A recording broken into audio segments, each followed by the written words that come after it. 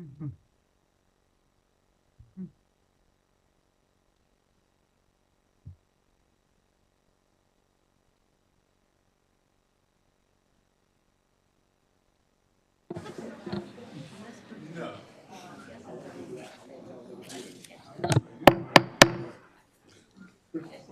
afternoon, everyone. Good afternoon, Madam Chair. Good afternoon, Senator Kramer.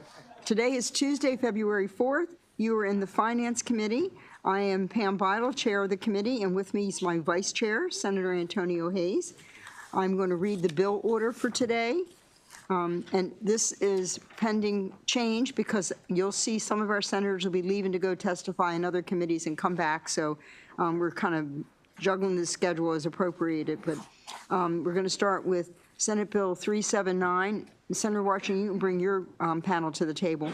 Next is Senate Bill 328, then 367, 371, 423, 407, 83, and 376, all subject to change. So thank you. And Senator Washington, you can start at any time. Great, thank you so much. I'm going to invite my panel to join me, if you would. Okay. We doing all right there? Need a little more room? Oh, you can go that way. Sure. We require a little more space. All righty. Thank you, Madam Chair. For the record, I'm Senator Mary Washington. I'm here to present Senate Bill 379. It's a bill that should be a part of a broader strategy to address Maryland's healthcare workforce crisis. And it does this by reforming some outdated licensing requirements that exclude qualified professionals at a time when we need them most. Now, I know that this committee is well aware that we have a mental health workforce crisis as well as a healthcare crisis, and we face severe shortages of professionals. Current estimates reveal about 30,000 worker shortfall, with the state operating at only 50% of the workforce needed to meet the demand. Now, that's across a number of professions, but today our focus is social work, a profession dedicated to helping vulnerable individuals, families, communities navigate life's challenges. And Maryland needs social workers in our schools, in hospitals, in healthcare agencies, in government agencies, including Veterans Affairs and the military, community development and outreach agencies, our county, state, and legal agencies, as well as clinics and counseling centers. Behind every workforce statistic is a real person, a child struggling with depression, unable to find a therapist, an adult in crisis, waiting months for care, a family with no access to support services. And you know, and you've heard it multiple times, that the numbers are staggering, that more than 1/3 of Maryland adults with anxiety or depression went without care, and nearly half of Maryland's youth received no treatment at all. And again, these are the mental health concerns, but there are other social, community, economic challenges that social work profession all is a part of. And yet, the Maryland Health Care Commission report found that only 6% of master's level students, graduate workers, were employed as licensed social workers after 1 year after graduation. So just some background and just a little, I won't overdo it, but just some background, Madam Chair, for the new members, and to refresh your memories since session 2023, when you heard the bills that were amended by this committee and passed by both chambers to create the work group that's initial recommendations are contained in Senate Bill 379. That is before you now. So for decades, social workers, educators, and researchers have questioned the validity and objectivity of the ASW licensing exam. And multiple studies have found that licensing exams do not predict competency. They should not be the only thing or have a veto over other ways to demonstrate competency. So this story for us began, or for me as a policymaker, on August 5th, 2022, when the Association of Social Work Boards published data on their pass rates. Now, again, I give lots of credit to them. There are many testing agencies that don't do that self-internal evaluation and publish their results. So publication of this initial data was overdue, but they did do it. And they found, among other disparities, that there were pass rates disparities by 40%, and there are other age groups, or other groups, age groups, native English speakers, regional differences. So on October 22nd, but I want you to know, or just recall, that the response to this report was seismic across the country. In October 22, the NSW Illinois published a letter from the Council on Social Work Education. Now, just recall that the Council on Social Work Education is the primary curriculum value-setting entity for the discipline of social work. And the National Association of Social Work's Illinois branch published a letter of opposition to the exams in February in 2023. It said in part, the recent findings from the ASW report on the 2022 pass rates are despicable, damaging, and not trauma-informed. ASW's response, which I had shared with you then, said that within its analysis, the ASW concluded that the disparities identified in pass rates are indicative of a larger systemic societal disparities. They said that the licensure process is subject to the many systemic factors affecting individuals, particularly those from historically marginalized communities. And those system factors, combined with implicit factors, such as bias, I would argue, can affect test takers' experience and their professional trajectory. It is worth noting, however, that through it all, and since then, the ASWB has made only minor enhancements to the exam and experience, such as the inclusion of a 3-option multiple choice question rather than the 4, and they are providing access to snacks. But those snacks have to be brought by the test taker, and they allow them to eat. These enhancements went into effect since 2023. In that same year, this committee heard 2 bills that I sponsored, and one was a moratorium on taking the test and establishing a work group. And the other was a bill to create a temporary license as sort of a transition until the work of the work group was completed. And this committee, in its good and its wisdom, combined those bills, did not have the moratorium, but instead created the work group, and that we would ensure, created the work group to create, and that there would not be a moratorium. But in proposing the moratorium, I was taking the lead from other states, okay? In 2021, Illinois removed the exam requirement for social workers, okay? Applying for master's level license. And just, I want to point out that there's a lot of discussion, and when people talk about the test, they're talking about the LCSW. This bill addresses the bachelor's level and the master's level, okay? Since the first year, before their law went into effect, only 421 social workers became licensed. When they put the bill into effect, 2,600 more social workers became licensed.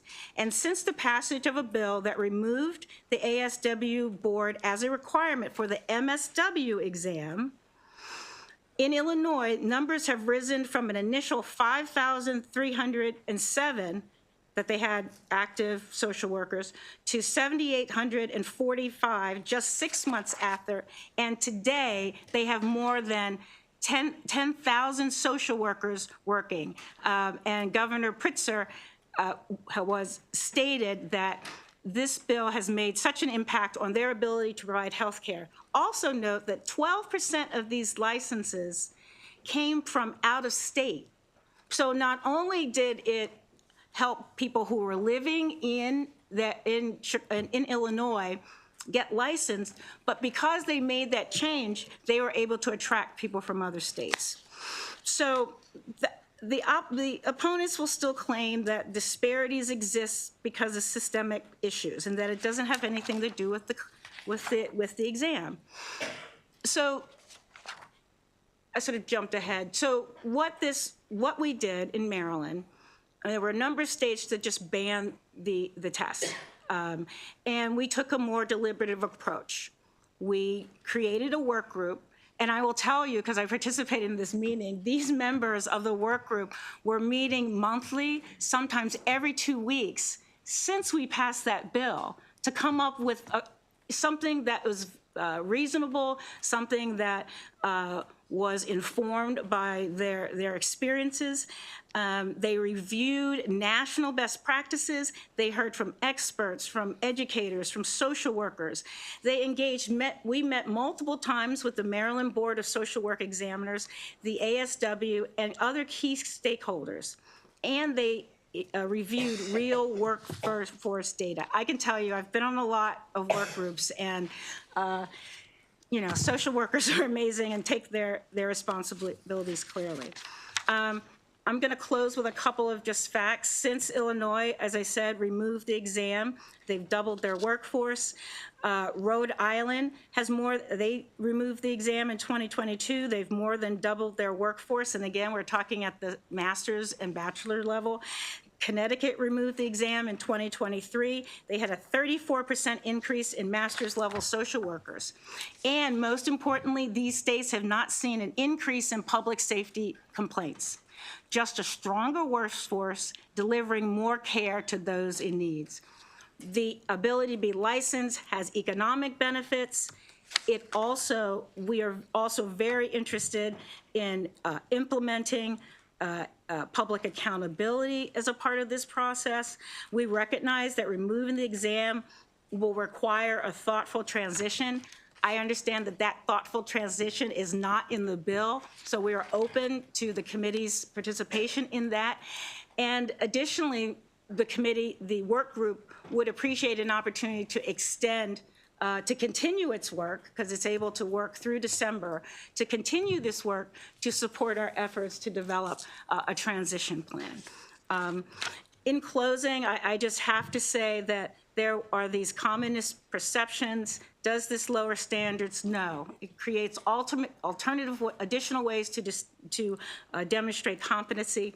Will this prevent Maryland from joining the Social Work Compact?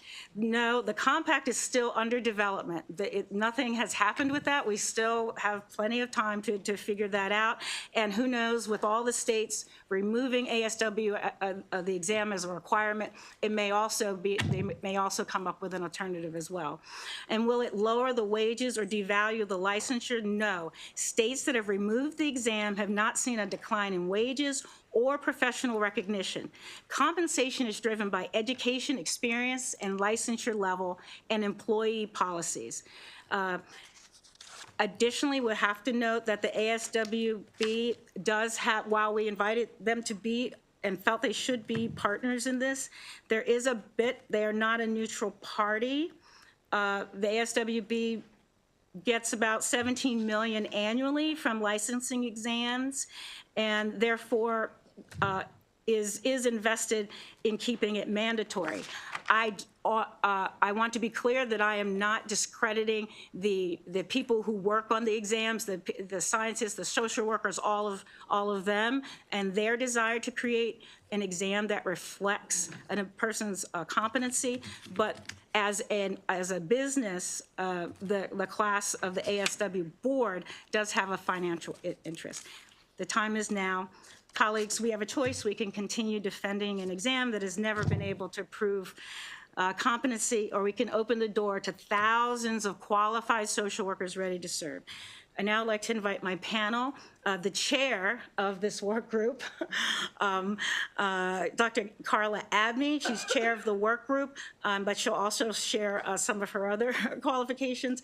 Dr. Judy Polsmas, who is our dean of the University of Maryland School of Social Work. Dr. McFadder, Hello, Dr. McFadder, who is the Dean of the Morgan State University School of Social Work, and Dr. Anthony Estreet, the CEO of the National Association of Social Workers. I look forward to your questions at the conclusion of the panel's discussion. Thank you, Madam Chair. Thank you, Senator. I do have a question. You have two folks on your panel that need the interpreter? No? After. Oh, after that, okay. So we're going to go to the dean, to Ms. Abney, and then to your two virtuals. Yes. Thank you. Thank So, Ms. Abney, would you like to go next? Chair Bidle, Vice Chair Hayes, and members of the Senate Finance Committee, thank you for the opportunity to testify in support of SB 379. My name is Carla J. Abney. I'm a licensed master social worker. I'm a PhD student in social work. I'm the president of the Greater Washington Society of Clinical Social Work and the chair of the Maryland Work Group on Social Work Licensing Requirements. SB 379 is the product of rigorous work group mandated in 2023 to review Maryland's social work licensing requirements.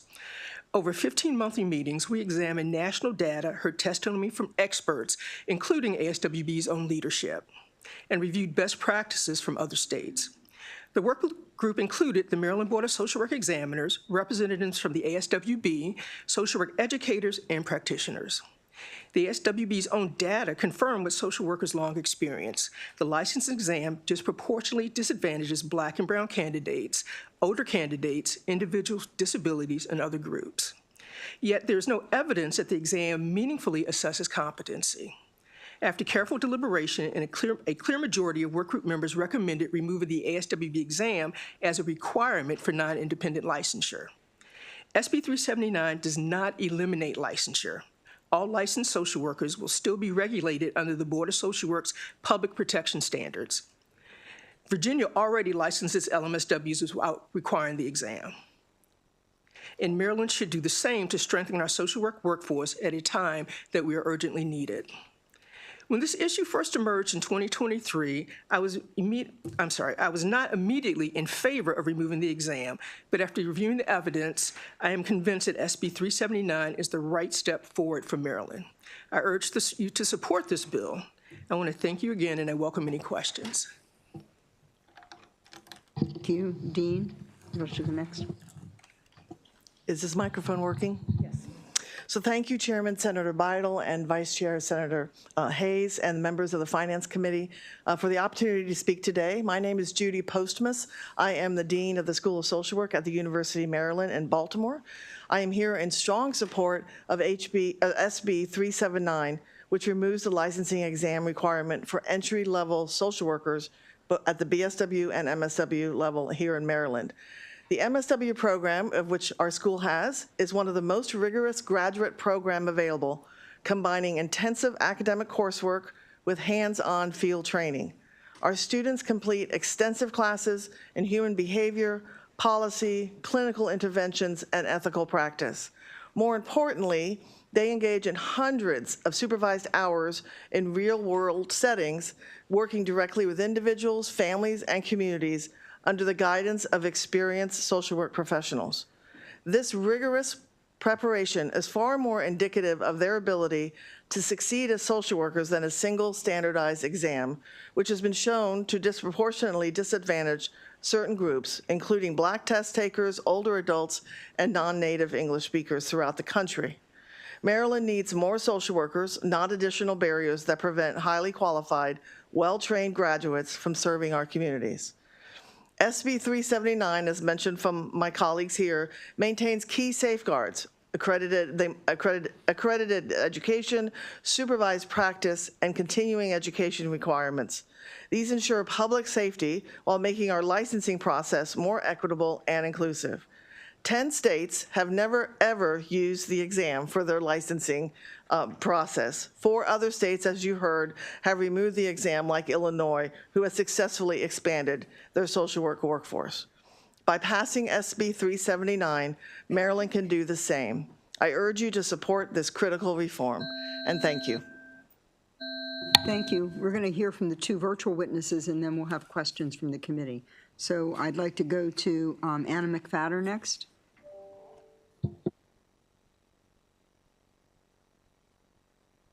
Ms. McFadder, please unmute. You need to unmute. There we go. Always Thank doing you. that. I'm sorry. Good afternoon, Madam Chair and members of the Finance Committee. Thank you very much for the opportunity to speak with you today in support of SB 379. My name is Dr. Anna McFadder. I currently serve as the tenured full professor and the founding dean of the School of Social Work at Morgan State University, approaching my 30th year, and also serve as the president's special assistant for community partnerships.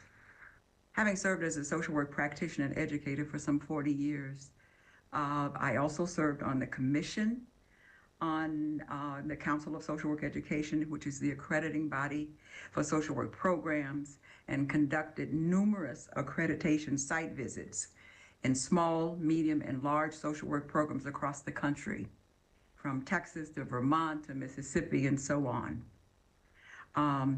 Regarding the bill under consideration, and I don't know if this was said before, I think so, two brief points are relevant. The Council on Social Work Education, the National Association of Social Work, the largest membership organization of social workers, and the National Association of Black Social Workers have taken the position that BSW and MSW graduates of accredited social work programs are prepared to practice social work.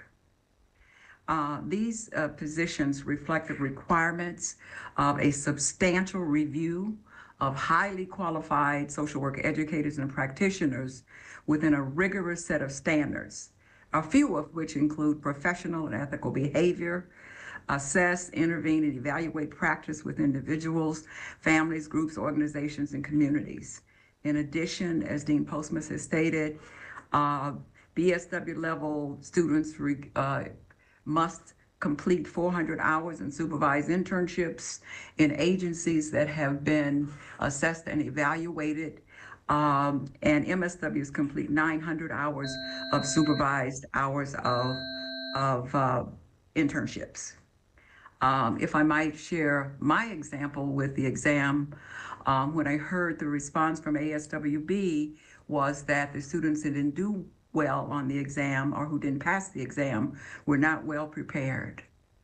When I moved to Maryland in the late 80s, working in a school of social work, I heard from students a lot about their experiences with the exam, so I decided to take it. And I started to query my colleagues. I was at the Dean Postmus at your school, who about the exam, because I'm not normally a good test taker. My colleagues,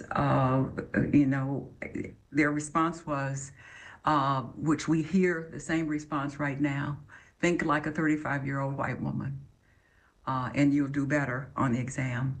I had practiced as a BSW social worker, an MSW social worker, and a PhD social worker, as well as taught bachelor's, master's, and PhD students. So I decided to take the exam, and very, very, very disappointedly, I only passed it by 2 points. So I began to really understand the horror of students who take the exam over and over and over again, having to expend lots and lots of their resources to do so. The issue of being well prepared didn't really fit most of the people with experiences is the same as I. Thank you again, and I'm happy to answer any questions. Thank you. We're going to save questions until we hear from Dr. Anthony Estreet. Good afternoon, Madam Chair and members of the Senate Finance Committee. My name is Dr. Anthony Estreet. I'm a licensed clinical social worker in Maryland and the Chief Executive Officer of the National Association of Social Workers. I want to thank you for the opportunity to testify today in support of Senate Bill 379. NASW is honored to have had our Maryland chapter serve on the Maryland Department of Health work group on social work licensure requirements. The requirements from this work group were vital in shaping this bill, and we are pleased to offer our full support for Senate Bill 379. Senate Bill 379 seeks to repeal the exam requirements for the Bachelor of Social Work, LBSW, and Masters of Social Work, LMSW licensures. It also proposes changes to the composition of the State Board of Social Work Examiners.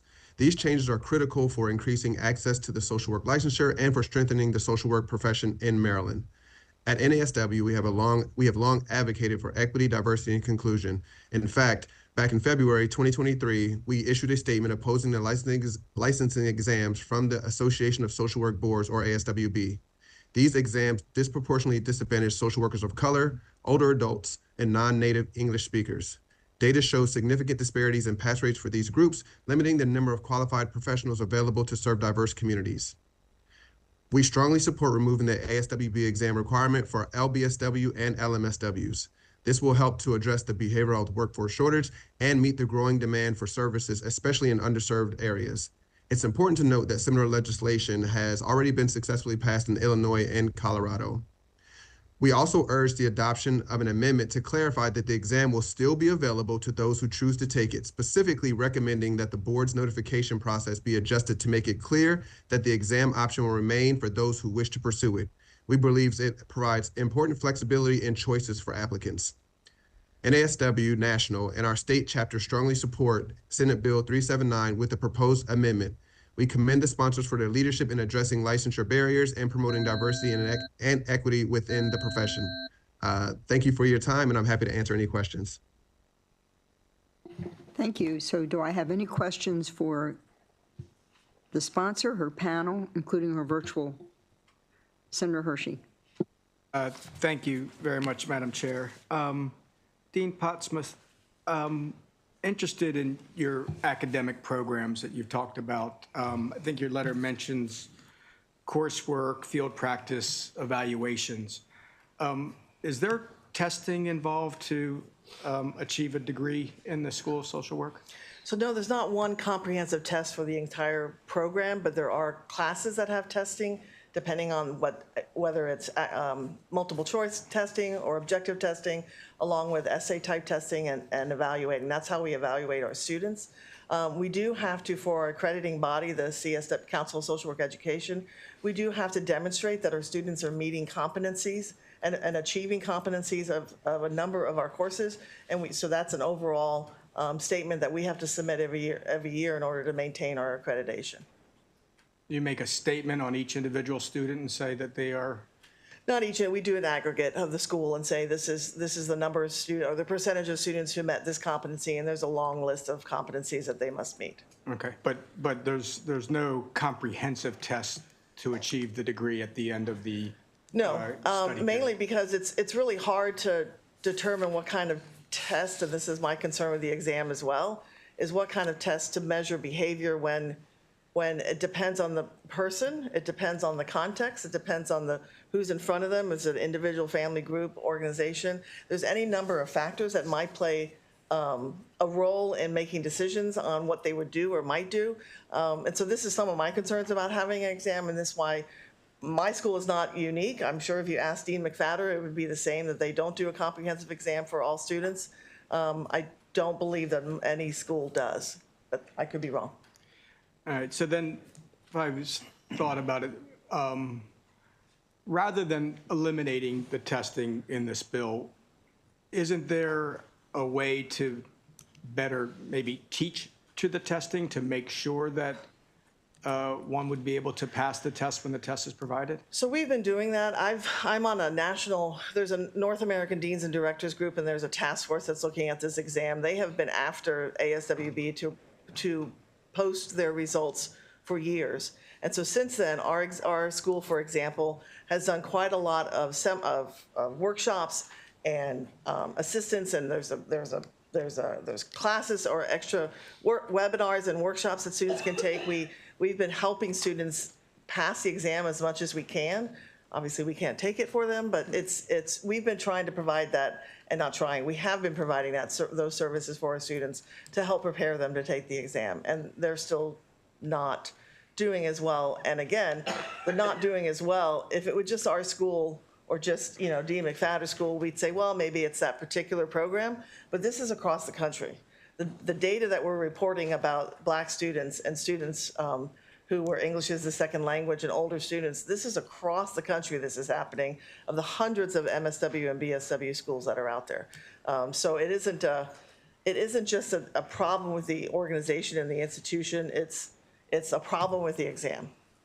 And so as a school that provides candidates that are in this field that are going to be taking that exam, isn't there any interaction with the company that provides this test to let them know?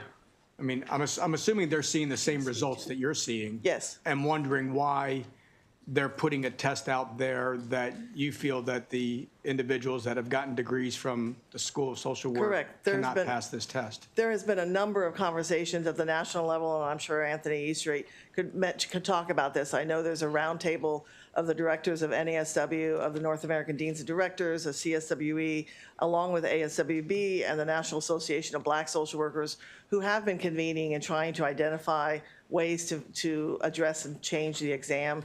The challenge has been that there's been resistance from ASWB on changing it. They stand firm that their exam is fine.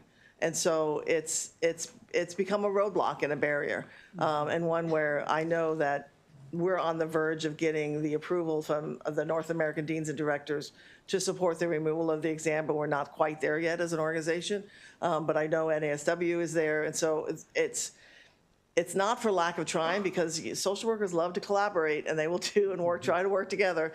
And so it just hasn't been able to happen. Now, we're not talking, this is all the entry level. We're not talking about the advanced clinical level. That's a different conversation. And so this bill only addresses the entry level for BSWs and MSWs. Okay, all right, thank you very much. You're welcome. Thank you, Madam Chair. Senator Mounts. Thank you, Madam Chair. And I believe this question is for the sponsor.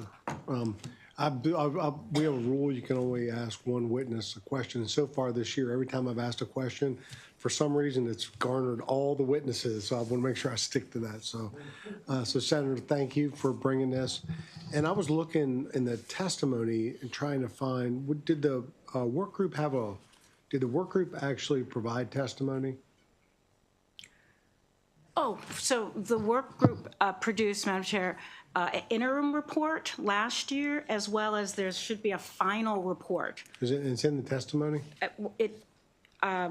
I can give you the link to it. I don't know if it was submitted Senator, I can separate- share that with you. I have both reports. But there, Okay, yeah, there was a, extensive And report. and the reason I was asking is, so we did this, we had a bill hearing, similar proposal last year, and then or was it last year or the prior year? 23. Time's flying. And I was interested because now we're kind of talking about what we talked about Right. a couple of years ago. And I was wondering if the work group had any other recommendations. What was were there some highlights other than this, than what's before us right now? Because, it was a very controversial then, and I think it's still controversial now. So I was sort of looking for ideas that the work group might have come up with that would sort of, If I'm, yeah. move this issue forward. Can I ask it this, I can answer it this way. Well, it's controversial in the sense, like, think about once the nursing boards fought allowing nurse practitioners to practice independently, claiming it would harm public safety. Medical boards oppose licensing midwifery, arguing that doctors should only deliver babies. Psychological board, our psychological boards. So I'm saying that I don't want to say that there's always controversy and there's struggle when you go from the status quo that works for some proportion of the population to something different. So with regard to recommendations and why the work group does want to continue its work is that we do know that testing is one of the barriers, but there are other barriers just in terms of, and we find this in teaching, et cetera, the requirement essentially that a lot of the hours have to be unpaid. That there are some, that they actually, in order to be supervised, if a master's of social work isn't working for an agency, they have to pay for their own supervision. So there are some other things, but we're not, they're recommending these as an initial step, but there are other recommendations. In that report? In the report, Okay, great. Well, absolutely. I'll get that and take a look at it. I appreciate it. And then one last question. I know there's a bill pending that would do a compact for social workers. So if the test were to go away, how would that affect the compact? If that's, I know it's not good to to foresee things or, and so if you're not comfortable talking about that, but if there were a The chair compact. will answer that question. And I volunteered to answer because I'm the president of Greater Washington Society Clinical Social Work, which is a member of the Clinical Social Work Society, which is a bigger thing, and each state has that. We were instrumental in working with the compact. Right now, the compact has enough 7 states who've already passed it, and they're right now in the planning process of the board is planning to final rules and regulations for that. So it would not affect it because currently it says that if a person is licensed and the state, some kind of state exam or something like that, so it would not affect it. And the biggest thing about the compact is there's some misconceptions that people will swoop in from other states and take over and replace social workers from the current state. This compact is about continuity with clients and everything. So if I am licensed in Maryland and I have a client who lived in Maryland, but then they moved to Virginia, because we're not in a compact, I'd have to go be licensed in Virginia in order to see them. So right now in the planning phase, and that's one thing, if Maryland passes the compact and gets on the board, we can say we need this for our Maryland social workers. So it's right now, it does not, and we're in the planning stage, so the compact will not set up or be really effective until next year. Okay. Okay. And I just want to, and you only wanted to address your last question to Well, I think I Senator do one Washington. question, one witness at a time, so that's Right. fine. And I just want to say, I'm a licensed master social worker. And when this bill came up in 2023, I was initially against it. A lot of people say, well, if I had to take the test, everyone has to take the test. When I realized and sat down and looked at it, even if I'm licensed, I still have to work 3,000 hours with clients. I have to have 100 hours of supervision, and I cannot do that in less than 2 years. After thinking about it, why do I need a license to do that? Because I will not be able to do it, and I'm getting all my skills and practice from those 3,000 hours. The license, to me, it's superfluous currently, and Virginia does not require LMSWs to have a license to practice social work and work towards their 3,000 hours. If you want to have it count, you apply for supervision, but there are many states, and our closest neighbor to the south, Virginia, does not require that. Okay, I'm going to push my luck and ask one more question. I'll make it quick. And you want to stay with you. Will removal of the exam for licensure impact social workers' ability to be reimbursed either through public or private insurers? Graduate social workers cannot be reimbursed, so that would not affect it because graduate social workers cannot bill for insurance or anything. As a LMSW where I work, I do all my work, my supervisor approves it, and then the company where I worked, I was at Shepherd Pratt, now I'm at Everymind, they're the ones who bill. So I cannot bill directly to an insurance company. So it should not affect it because only licensed independent social workers can do that. That's very clear testimony. Thank you. Yep. Thank you, Madam Chair. Thank you, Senator. Vice Chair Hayes? Madam Chair, and welcome, Dean Postmus. I have the luxury of having the School of Social Work at the University of Maryland in my district, and I serve on the Dean's Advisory Board. So over the time, I've gained a great deal of appreciation and admiration for those who choose the field of social work. And so I wonder, have there been any discussions, and I'm not sure who can answer this, have there been any conversation or discussions about how we could, as a state, better support individuals that might be taking the test as opposed to eliminating the test altogether? Are there other things that we could be doing better in helping individuals and being successful in taking the test? I believe, I think we heard from the dean that there have been courses offered, that there are all manner of support. I think fundamentally the policy question before this committee is that, is this the only way, is this test the only way to demonstrate competency as a social worker, that you can do the job? And so quite literally, the way it's structured now is that you can do all this work, have this great experience, know what you are doing. And if you don't pass this standardized test, that's not specific to a region or, anywhere, but some Mayberry place, that it has veto power. I think that's what I find. It has veto power over the ability to practice in Maryland in a context where we need thousands of people to do this work, and Vice Chair, other states have done it, and they're doing really well. And so there has to be a fundamental understanding that standardized tests aren't the only way to demonstrate competency. And that is an ideological, but it's a policy decision that we've made in a number of different areas. It certainly is one when you're talking about entry level, bachelor's level, and master's level. In order to even call yourself a social worker in Maryland, you have to have a license. So people who are bachelor's degrees, social work degrees, they can't advance, they can't call themselves social workers, they can't practice because of the way we're structured. We're not removing the requirement for a licensure. We're just saying that, you know, you don't have to pass this national test as the only way that Maryland will recognize that you are qualified to be a social worker. Thank you, Madam Chair. Thank you, Mr. Vice Chair. And Senator Land? Thank you, Madam Chair, and thank you for bringing forward this bill. And I just want to clarify a few things. So, number one, just want to make clear that the current law allows graduate students to practice the full scope of practice without an exam, as long as they are supervised, right? As long as they're supervised. And so, so there is no one practicing clinically that's unsupervised, right? Currently, in Maryland, you have to have the exam to get a license to then become a supervised practitioner. I think.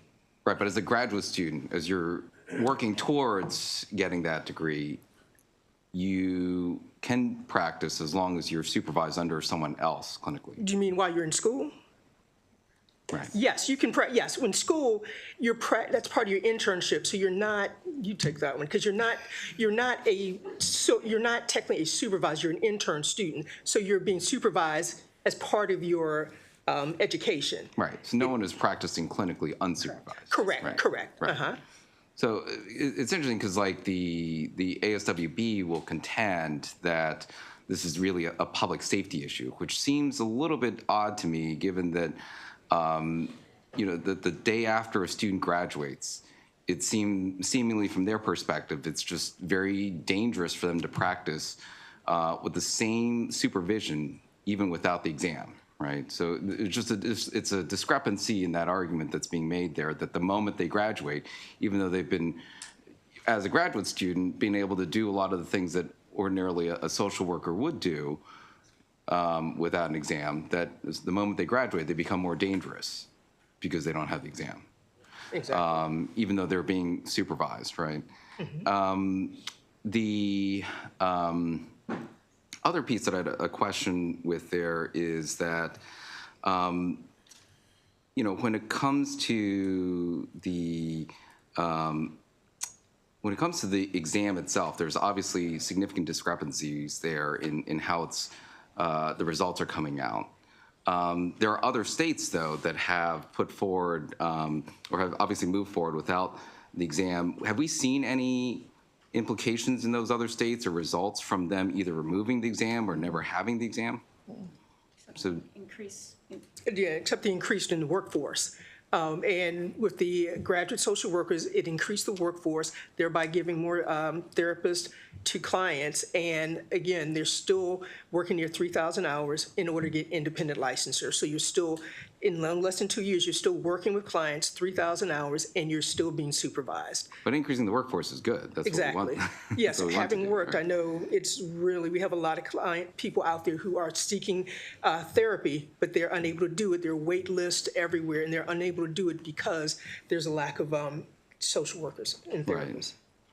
And then I think this is my last question here. And from your perspective, having both on the board side, from the academic side, kind of worked through this and seen this, has the ASWB ever conducted or cited any peer-reviewed research demonstrating that passing this exam really correlates with actual better patient outcomes? Because at the end of the day, that's what we care about, is the safety issue, the outcomes issue. You know, so I'd be curious to know, have you seen any peer-reviewed data that actually correlates, you know, the pass rate of this exam to actual clinical outcomes? With that one, I would defer, I think, Mr. Esther Street could probably give us a better answer for that. I would defer to him. Good afternoon. And so, I have the privilege of being able to connect with all of the different social work organizations at a national level, and we do meet to talk about this. And so there has been certainly studies to look at pass rates since the release of the data, and those are available through ASWB, and I think the faculty that did that is at Rutgers. But at the same time, there has been no correlation to at least no studies that I've known in terms of licensure and public safety. I think that was your question specifically. But at the same time, like as we're trying to address this, I think that the larger question at hand is how do we increase access to the field and increase workforce? And I think that's there. But equally, as we're thinking about public safety, there is still the requirement that people are getting continuing education and are responsible to the licensing standards, and therefore we can hold them accountable if they engage in behaviors that are not deemed appropriate. So no peer-reviewed research that you've come across that correlates the pass rate of the exam and public safety or improved outcomes clinically? Not that I'm aware of at this point. Okay. All right, thank you. Thank you, Senator. I have a couple of questions. I think I'm going to ask Dr. Street this. So if a social worker has completed their master's degree, but they're not licensed, what's their occupation? What are they doing? They're still a social worker. I think the reality situation is, a lot of this conversation has focused a lot on clinical social work and how people practice, but there's a whole field out there where people are practicing in the macro section, absent a license. They're doing policy work. They're doing case management. They're doing a lot of work. This is specifically focused on mental health or working in situations that require a license to be able to have that job. And so depending on which state you're going to, they're going to have different requirements. But in that, a social worker could have a full career absent a license. But at the same time, we define, especially in Maryland, we define ourselves as social worker by having a license. So in Maryland, you can't actually call yourself a social worker without a license. So there's title protection issues in there, but also access to the workforce. So a licensed clinical social worker right now is licensed and would need to continue to take the test to be a licensed clinical social worker. Is that correct? No. So a licensed clinical social worker is the top of it's the highest level that we have in terms of licensure. You take that exam one time to be able to apply for licensure. Once you get licensure, we renew every 2 years. And in that time period, we're required to take 40 additional CEUs every 2 years. If you're a supervisor, that includes three credits of supervision, and we also have a diversity requirement in terms of anti-racist practices that we have to take. So there's this ongoing requirement of continuing education that is required by the license, not by the exam. So you take the exam one time. So the last time I took that exam was, let me age myself real quick. 2009 is when I took my clinical exam when I passed. And then I've kept my license up renewed every 2 years from that point through the process that Maryland has. But if we pass this bill, to be an advanced clinical social worker, you would need to take the test. You would still need to take, and that person You still could need to be a take it at that clinical supervisor. exam. Okay, but that person could be a supervisor and could do billing if they want it, right? If they're a licensed clinical social worker. Right. One of my concerns is there are actually two. If we don't license, if they don't take a test and it's not shown that they've passed the test, are they in some way going to be discriminated in job, being able to be promoted, or, is it going to hurt them ultimately because they haven't passed the test? Does that make sense?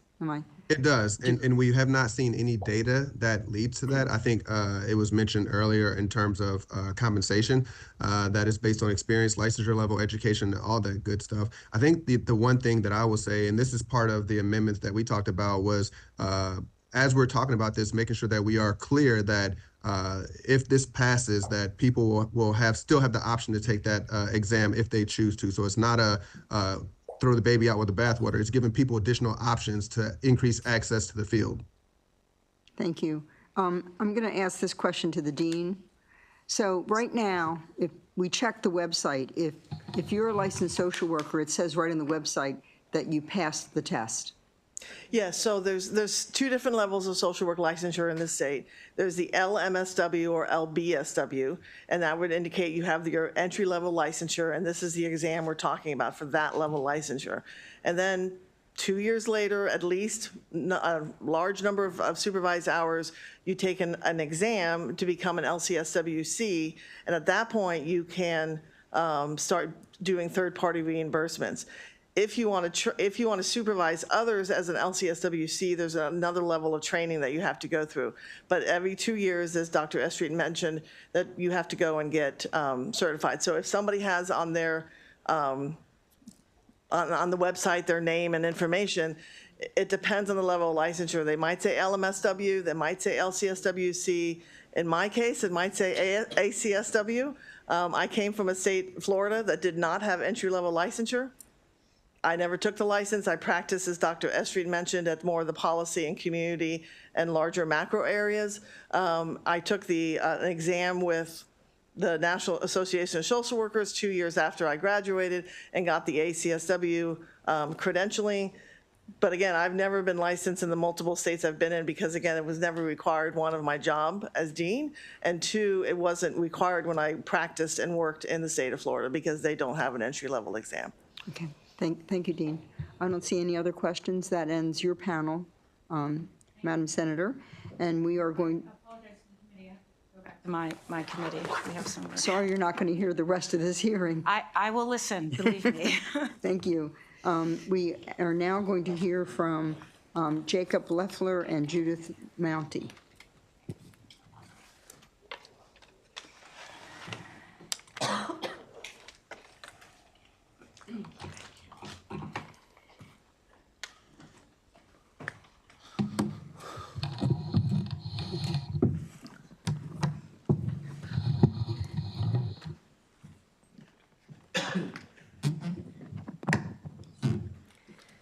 Hello, and thank you for the opportunity to discuss with you all today.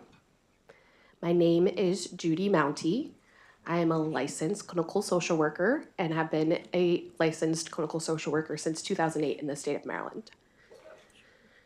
I arrived to the social work field later in life from another field, so I have a total of over 40 years of cross-disciplinary experience.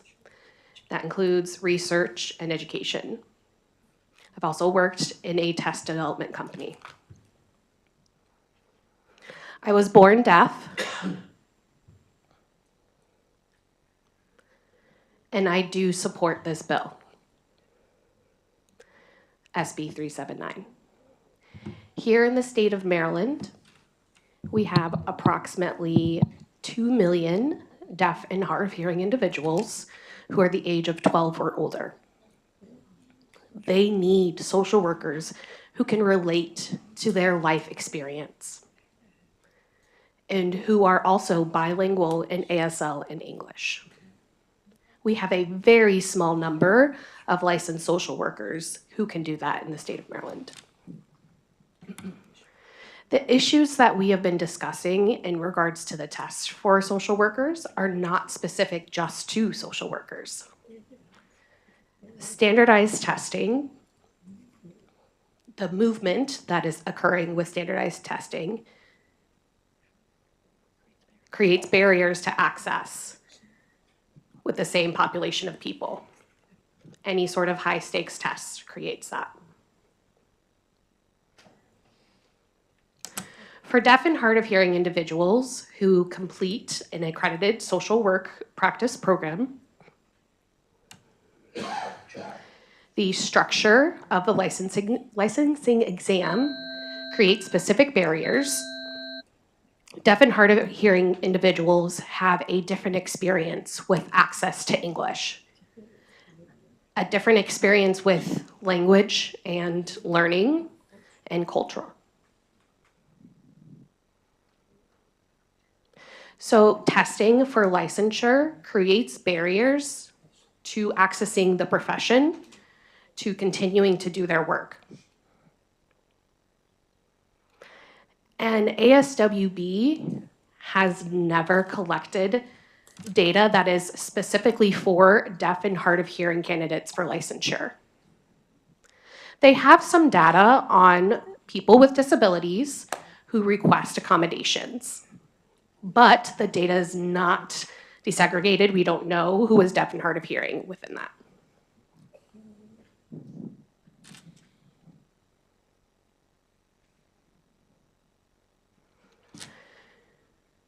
We know through the community and the stories that people have told.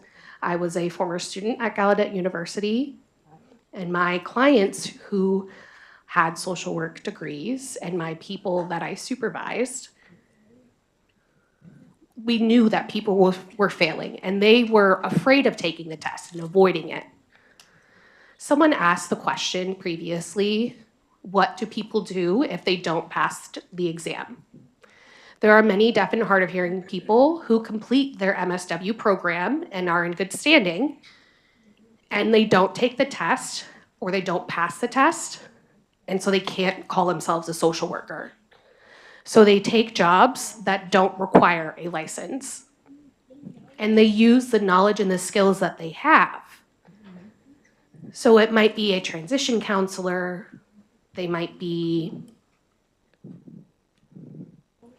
a vocational rehabilitation counselor. So they use their training and their degree.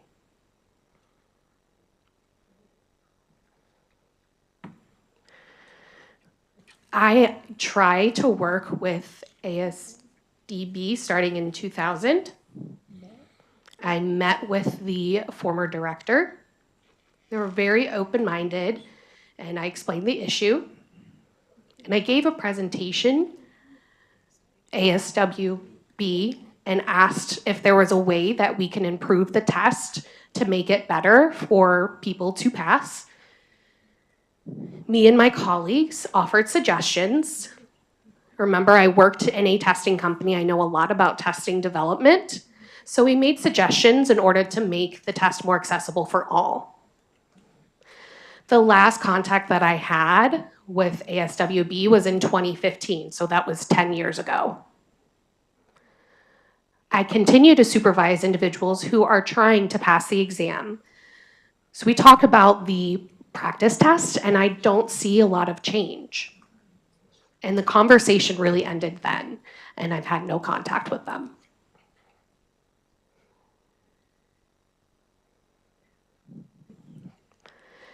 I am the only deaf person on the work group, and I gave a presentation, and we've discussed this issue.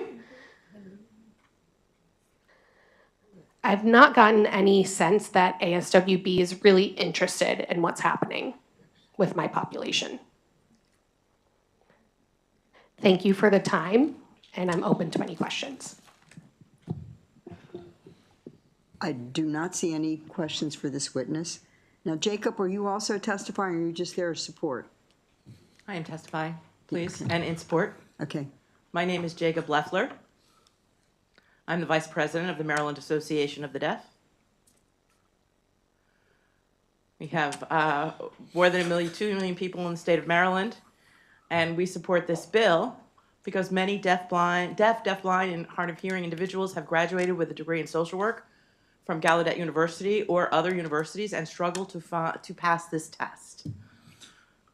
We've heard many stories of deaf, and hard of hearing applicants saying that the linguistic structure causes problems to their accessibility. Deaf people have a different experience acquiring and accessing English, and there is also a cultural bias to the test. All of this limits the number of professionals who can practice in the field and limits the amount of services we can provide. For many deaf, blind, and hard of hearing people, English is not their first language, and they only have their first exposure to English in grammar school.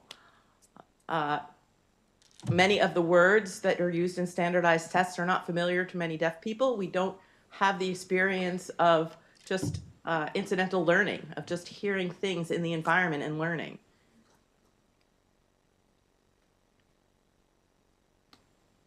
So because of this, hearing people have many different strategies for being able to even guess a question, the answer to a question on the test, and deaf people don't have those strategies.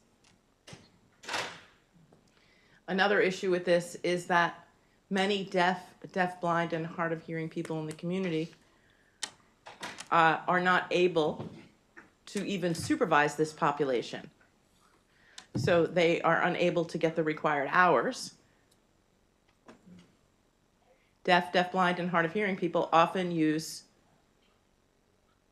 American Sign Language and are not able to get direct services and must use an interpreter, which does not include biases that counselors are not familiar with deaf culture and those types of community influences. The passage of this bill will address many issues and provide more access to deaf, blind, and hard of hearing people in the practice of social work in the state of Maryland. And the Maryland Association of the Deaf looks forward to your support. Thank you for your time. Thank you very much. I do not see any questions for this witness. Thank you very much. I have a panel. I think I'm going to have 6 seats. Interpreters, are you leaving? We've been asked to Okay. stay. Okay, so I'm only going to call up 4 at a time because I can't see on this end.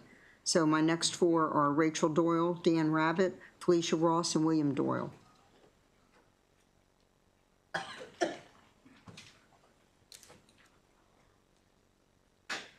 thought Tammy said they were going.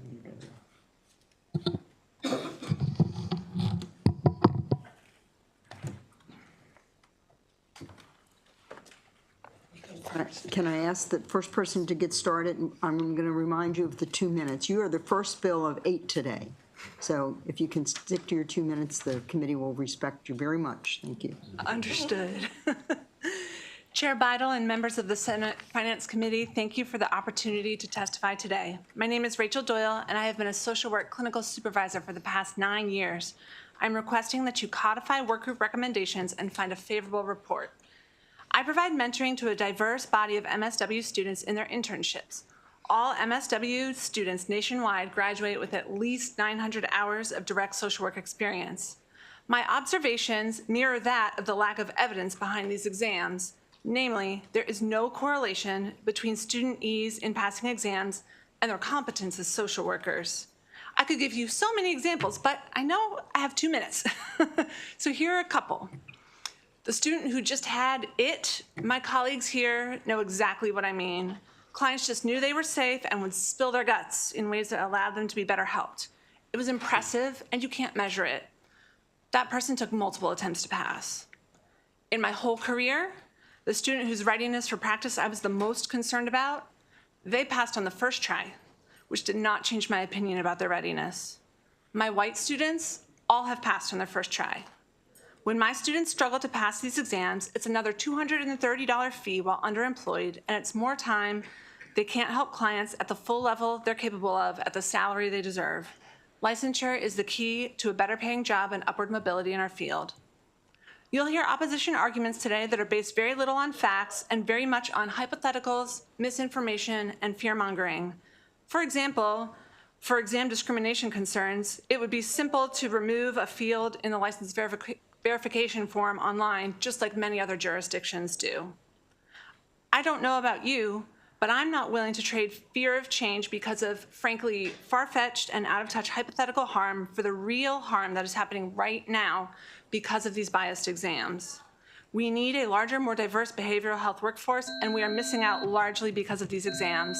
Thank you. Please codify these work group recommendations.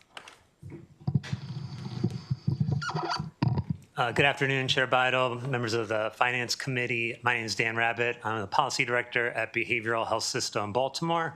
We are the local behavioral health authority in Baltimore City, and we support SB 379. It just bears repeating. I don't know that I've heard it said today. The racial disparities we're talking about that led to this are that 90% of white applicants eventually pass the exam and get their LMSW. 50% of black applicants eventually pass. I mean, 50% never pass. And so that's 1 out of 2 black social workers who achieve their master's degree, take their hundreds of hours of field placement, and are never able to get a license. This is devastating for those applicants, but also for the people who they could potentially serve. As the LBHA in Baltimore City, we've gone to community meetings and people routinely request service providers that look like them, that have backgrounds and cultural experiences like them. And that is an important aspect of providing effective social work. Passing an exam, knowing ethics, that's very important. But being able to relate to the people that you serve is incredibly important too. The social work profession and providers in Baltimore are overrepresented white and middle class. And I think it would be important to improve the services and improve the experience of people who are getting services, mental health and substance use services in Baltimore, if there were more providers and counselors that had similar backgrounds to the people who are being served. Lastly, just to emphasize, we have a terrible workforce shortage in general also. We need 2,500 more social workers in the behavioral health field. When Illinois passed a similar bill, they doubled the number of licensed social workers. That would be transformative to our ability to provide good mental health care in the state, and we ask for your support. Thank you. Hopefully you can hear me. Good afternoon, Chair Beidel and members of the committee. My name is Felicia Ross. I am the NAACP appointee for the Maryland Workgroup on Social Worker Licensure Requirements and a clinical director. I urge you to support SB 379 because Maryland's current licensing system is failing the people who need us most. As a clinician, I serve some of Maryland's most vulnerable populations, women of color, LGBTQIA+, and people with chronic illnesses and disabilities. And these communities already struggle to access providers who understand their experiences, and every time the ASWB exam keeps a qualified social worker out, it only deepens that crisis. My practice has been full since November, and I struggle to refer clients out because there simply are not enough providers. Opponents of this bill will argue that removing the exam will lower competence, yet the very organization defending it, which holds 2 seats on the work group, the ASWB, cannot answer fundamental questions about how test questions are validated, how the exam measured competence, or how they plan to address over 40 years of harm caused by their exclusionary testing practices. And let's not forget, when clinical licensing was introduced, many social workers were grandparented in without having to take the exam. Yet, despite a Public Information Act request submitted by advocates in 2023, there is still no data showing that these clinicians have been harmful to the public or that they suffered financially. If there is no evidence that social workers who entered the field without this exam have been a risk, then why are we allowing ASWB's flawed test to continue serving as a career veto for the next generation of clinicians? When I became an LCSW-C, I expected my so-called higher level of competence to mean something, and instead I realized that hiring managers only cared that I had a higher level license, and my ability to help clients was never determined by a flawed test, but by the depth of my education, my training, and my innate gift to serve. And if this exam truly measured competence, then why did nothing about my ability to serve my clients change?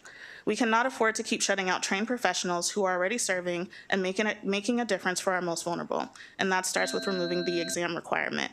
For all these reasons, I urge you to pass SB 379, and I thank you all for the time. It might have to be the other room. Yeah. My bad. I don't want to break your stuff. Good afternoon, Chair Beidel and members of the committee. My name is Will Doyle. I'm a clinical social worker, Maryland resident, and Vice President of Housing First at Pathways to Housing DC. I fervently support SB 379 in its current form. This bill repeals the examination requirements for bachelor and master social worker licenses, which aligns with the recommendations of Maryland's Workgroup on Social Worker Requirements for Licensure. Maryland formed a robust and diverse workgroup that fully attended to its mandates, considering data and evidence to support its findings. From watching all of the open meetings, a range of voices and positions were expressed and considered. This included 2 representatives each from the ASWB and the BSWE, who were the only workgroup members to oppose the recommendation to eliminate the ASWB exams. Besides their ongoing opportunities to share data to support their positions, both the ASWB CEO and the BSWE Executive Director also provided formal presentations to the workgroup. The ASWB and BSWE will certainly rehash their opposition to this bill in this hearing, but will not have data to back up their claims that the ASWB exams are valid, reliable, and objective measures of social worker competence and ethical practice. Without such evidence, there is simply no reason not to accept the recommendations of the work group and pass this bill. Repeating false claims does not make them true. You will also likely hear from social workers who oppose this bill due to concerns about unintended consequences without any data to support their positions. I urge you to prioritize addressing the certain financial, mental, and emotional harms that the ASWB exams inflict upon Maryland residents. Pathways to Housing DC provides Housing First and homeless outreach services in Montgomery and Prince George's counties. As an employer of social workers, Pathways to Housing DC is absolutely thrilled to hire qualified social workers who have not passed an ASWB exam. We look forward to the passing of this legislation to increase our access to qualified social workers and expand our services in Maryland. Based on the BSWE's repeated blind allegiance, thank you. So do I have any questions for this panel? Senator Washington? Thank you, Madam Chair. Just a quick question for Mike. Would eliminating the exam hurt the clients that you guys serve? Is Mike here? No? No, this is. Okay. Dan? Yeah, sorry, go ahead, yeah. Sure. So BHSP isn't a direct service provider. You know, we oversee the mental health and substance use system in Baltimore City. But we do not feel that it would harm the people that are served by the system. It has been mentioned that when you get a master's in social work, you have to take 2 years of field placement where you are providing services in the community, hundreds of hours, but it's under supervision. That is routine. Hundreds of people do it every year, provide tons of services, and is not a problem. It's not like there's a pattern of concern for folks who are in the process of getting their master's degree. So we don't see why, if we extended that ability to continue to serve after you get your master's degree, why that would be any different than the services that are provided by field placement appointees. Thank you. Senator Washington, is that your only question? Yes, that's it. Okay, you can turn your, thank you. Thank you very much. Any other questions? I know we have a lot of people missing, but they're in other committees. It's what happens this time of year, but we can always go back and watch the testimony, and that really helps us to follow. So thank you very much. Thank you, Chair. Next, I'd like to bring up Michael Massey and Adam Schneider. Adam is sick and not here today. Oh, thank you for that. Appreciate knowing. So, Michael, you're going to be up here all by yourself. Oh, all right.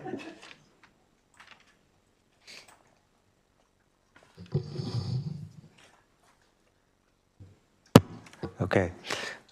Good afternoon, Chair Beidle, Vice Chair Hayes, the Finance Committee members. I'm Dr. Mike Massey, Professor of Social Work at Catholic University and resident of Legislative District 18.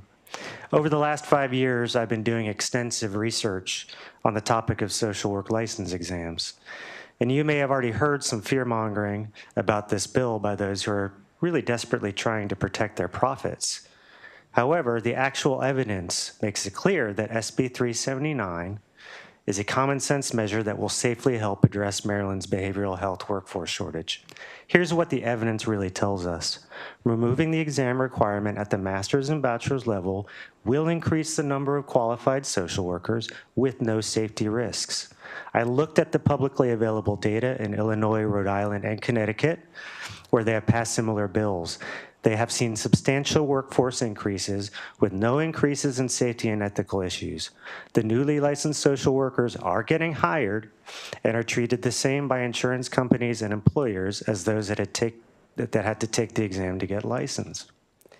It is still the case, after over 40 years, there's absolutely no research or evidence that establishes the connection between exam scores and competent social work practice or knowledge. However, additional research further indicates very weak construct validity and high levels of construct irrelevant variance, meaning that the exams are testing for something other than competence. In 2024, researchers paid by ASWB concluded that people's experiences with inequality impact exam scores. In other words, the exams are not measuring for social work competence, but instead for, quote, opportunities and disadvantages in their communities, unquote.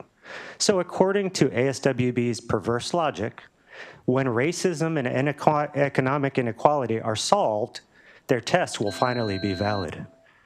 Speaking as a social work educator, I've seen several talented, well-prepared students get held back and held out because they didn't pass the exams. Some had jobs that were lined up and taken away. Given the clear evidence and our current needs in Maryland, it doesn't make sense, and SB 379 offers a common sense, better way forward. Thank you very much. I don't see any questions. Thank you for your testimony. Next, we have Karen Richards, who is favorable with an amendment. Is Karen Richards here? Okay, I think we have a written testimony. All right, now I have some unfavorables. Stacy Owens. Oh, I'm sorry. Go ahead. I didn't see you right away. Thank you, Karen.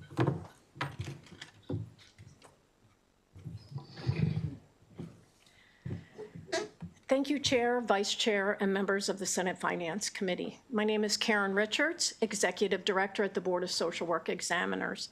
Please consider our request for a favorable vote with amendments for Senate Bill 379. The Board of Social Work Examiners is one of 20 state health occupation boards and is not alone in requiring a national exam to demonstrate a minimum level of competency. Despite this, we are the only board facing removal of the prerequisites for licensing healthcare professionals.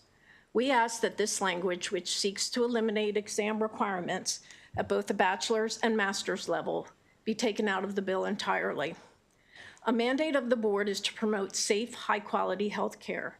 This is achieved by maintaining minimum education, training, and experience standards for all individuals joining the profession. By removing this critical assessment tool, we devalue the skills required to perform social work, and it will negatively impact the consistency and quality of our service to Maryland citizens. Our goal is to ensure that Maryland social workers uphold the highest professional and ethical standards. Maryland currently has 19,343 licensed social workers. 56% of them identify as white, 24% identify as Black, and 20% identify as Hispanic or other. We noticed a trend in 2024. Our total number of licensed social workers increased by 427. 205 of them, or 48%, identified as Black. Every single one of them passed the licensing exam. Our position on other amendments, such as adding a consumer member to the board and striking language around the LCSW, are noted in our written testimony. Thank you for your time, and I'm happy to answer any questions. Do I have any questions? I don't see any at this time. Thank you for your testimony. Thank you. So now I have 5 unfavorables: Stacy Owens, Dion Bushrod, Terry Collins Green, Magwazi Ingor, and Barbie Johnson.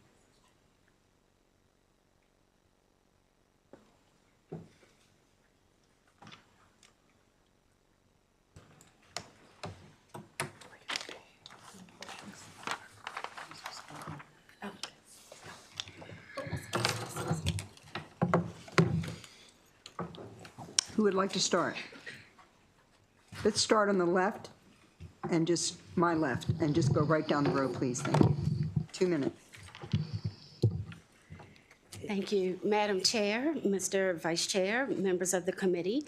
My name is Dion Brown Bushrod. I am a Maryland licensed certified clinical social worker. I strongly oppose Senate Bill 379 that eliminates professional examinations for bachelor's and master's social work licensure in Maryland. You have my written testimony. I only want to share with you a couple of points.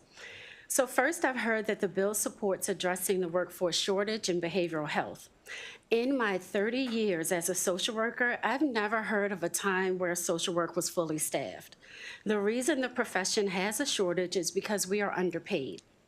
Eliminating the exam at these categories lets employers know that they can further underpay the profession because the licensees won't have the same qualifications as all other health occupations in Maryland. Second point, if this bill addresses social justice, that puts a bee in my bonnet. Being born and raised in Baltimore and having had attended public schools from kindergarten all the way through graduate school, I want us to not ignore the bias in education, training access, employment opportunities, lived experiences, and resources. And for those who say getting rid of the test is a start, I'd like to ask if they mapped a road to the finish. Many roads to social justice wind up being abandoned. In conclusion, this bill creates a feel-good, performative moment at the expense of real progress. I also urge the Senate to please consider misinformation that we hear. For instance, the compact is enacted in 22 states, and there has not been a groundswell of change in response to the data. There have been 2 states that have enacted change in their exam reform. For all of these matters, I ask you for an unfavorable report on Senate Bill 379. Good afternoon, Chair, Vice Chair, members of the committee. My name is Barbie Johnson, and I'm a licensed clinical social worker. I'm an advanced licensure. I have experience over 30 years. I urge you to oppose Bill 379. While intended to promote equity, this bill ultimately lowers professional standards without offering a real solution. For decades, social workers have worked hard to earn respect and recognition within the healthcare industry. Passing this bill would undermine the progress by forcing us to justify our lack of licensure. Hospitals, for example, are unlikely to hire unlicensed professionals due to liability risk. Rather than addressing disparity, this bill simply lowers professional standards. The issue isn't that individuals are incapable of passing the exam, it's that they haven't passed it yet, a critical distinction.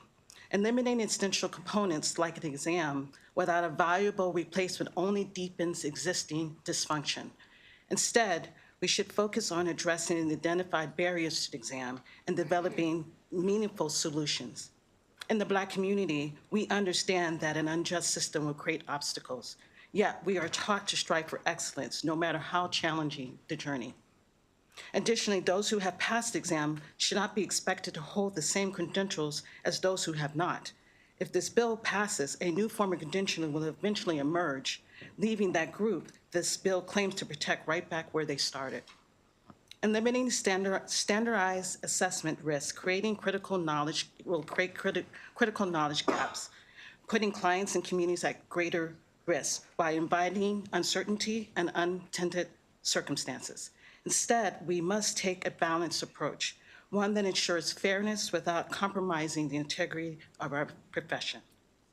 I urge you to oppose this Bill 379. Thank you.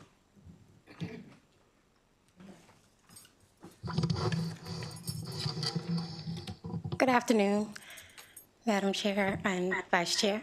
My name is Mwese Igor. I'm a clinical social worker in the state of Maryland. I was born in Baltimore. My mother was born in Baltimore. Her mother born in Baltimore, and her mother born on the Eastern Shore of Maryland. I do agree that the current licensure exam is biased. I say this as an African-American woman who has passed both licensure exams during the first try. I say this as a LCSWC that also is a clinical supervisor. I have also supervised interns from both the University of Maryland and Morgan State University.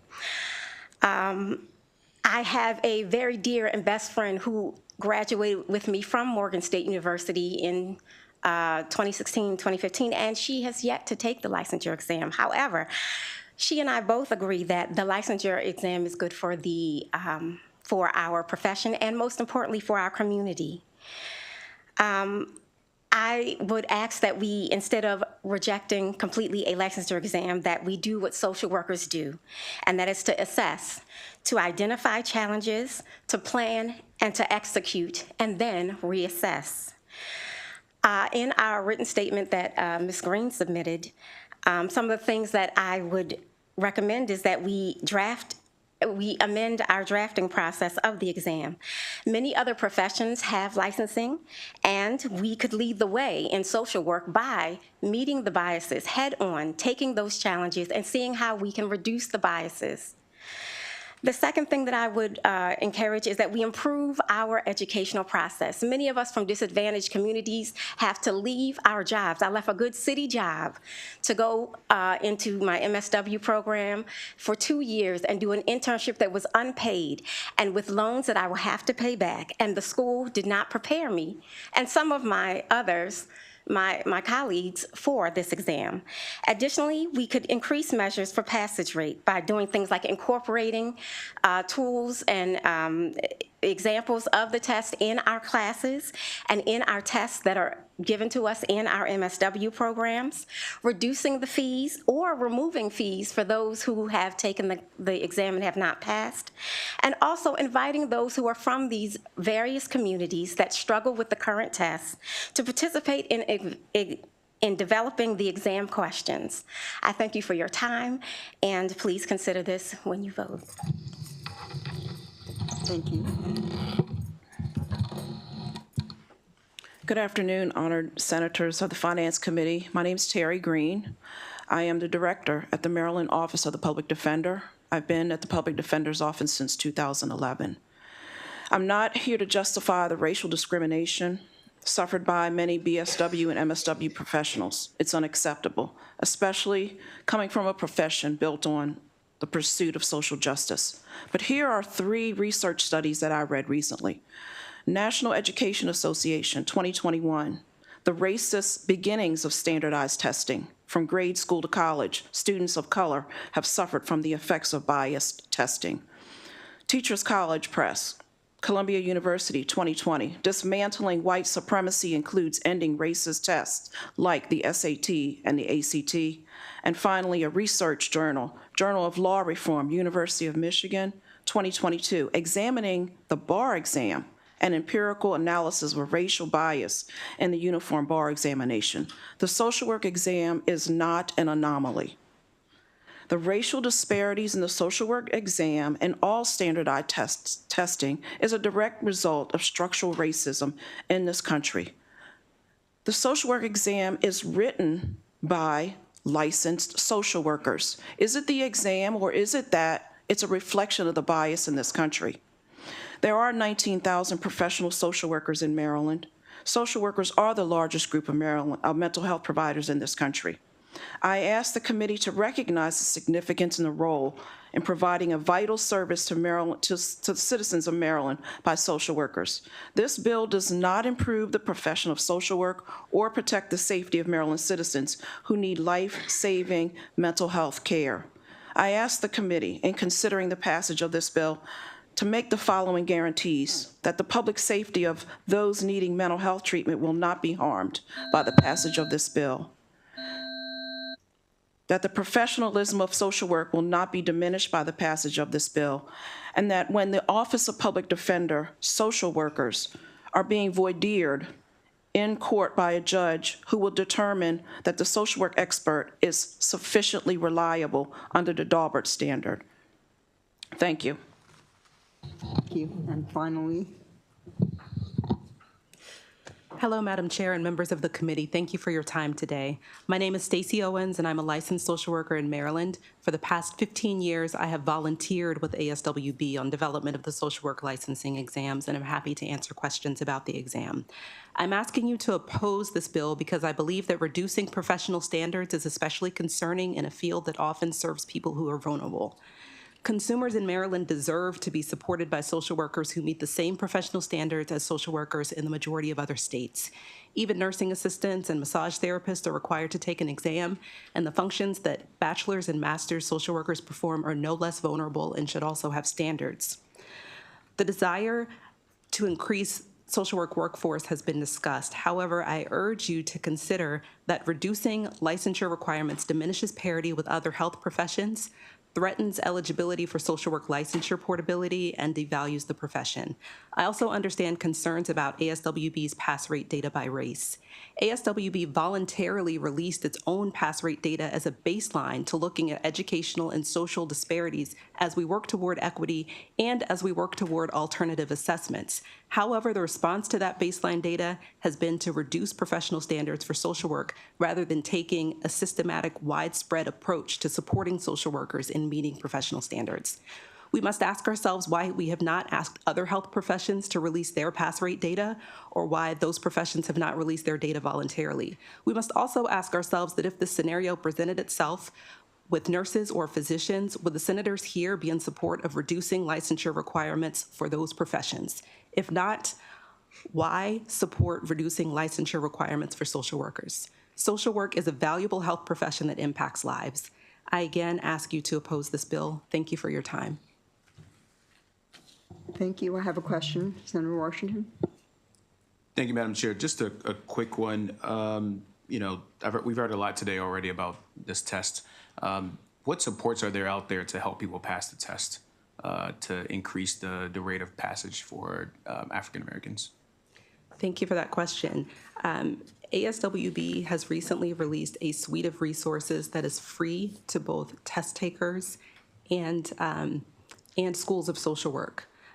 This suite of resources is specifically based on items that have been, when I say items, I mean questions, that have been developed and retired off the test so that those test takers do have access to a real-life testing experience.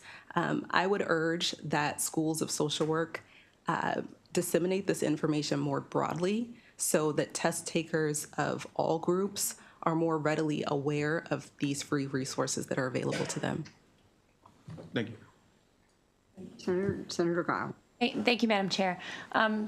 This question is, I guess, for the woman in the pretty green sweater. I'm sorry, I don't remember what your name was. You said earlier that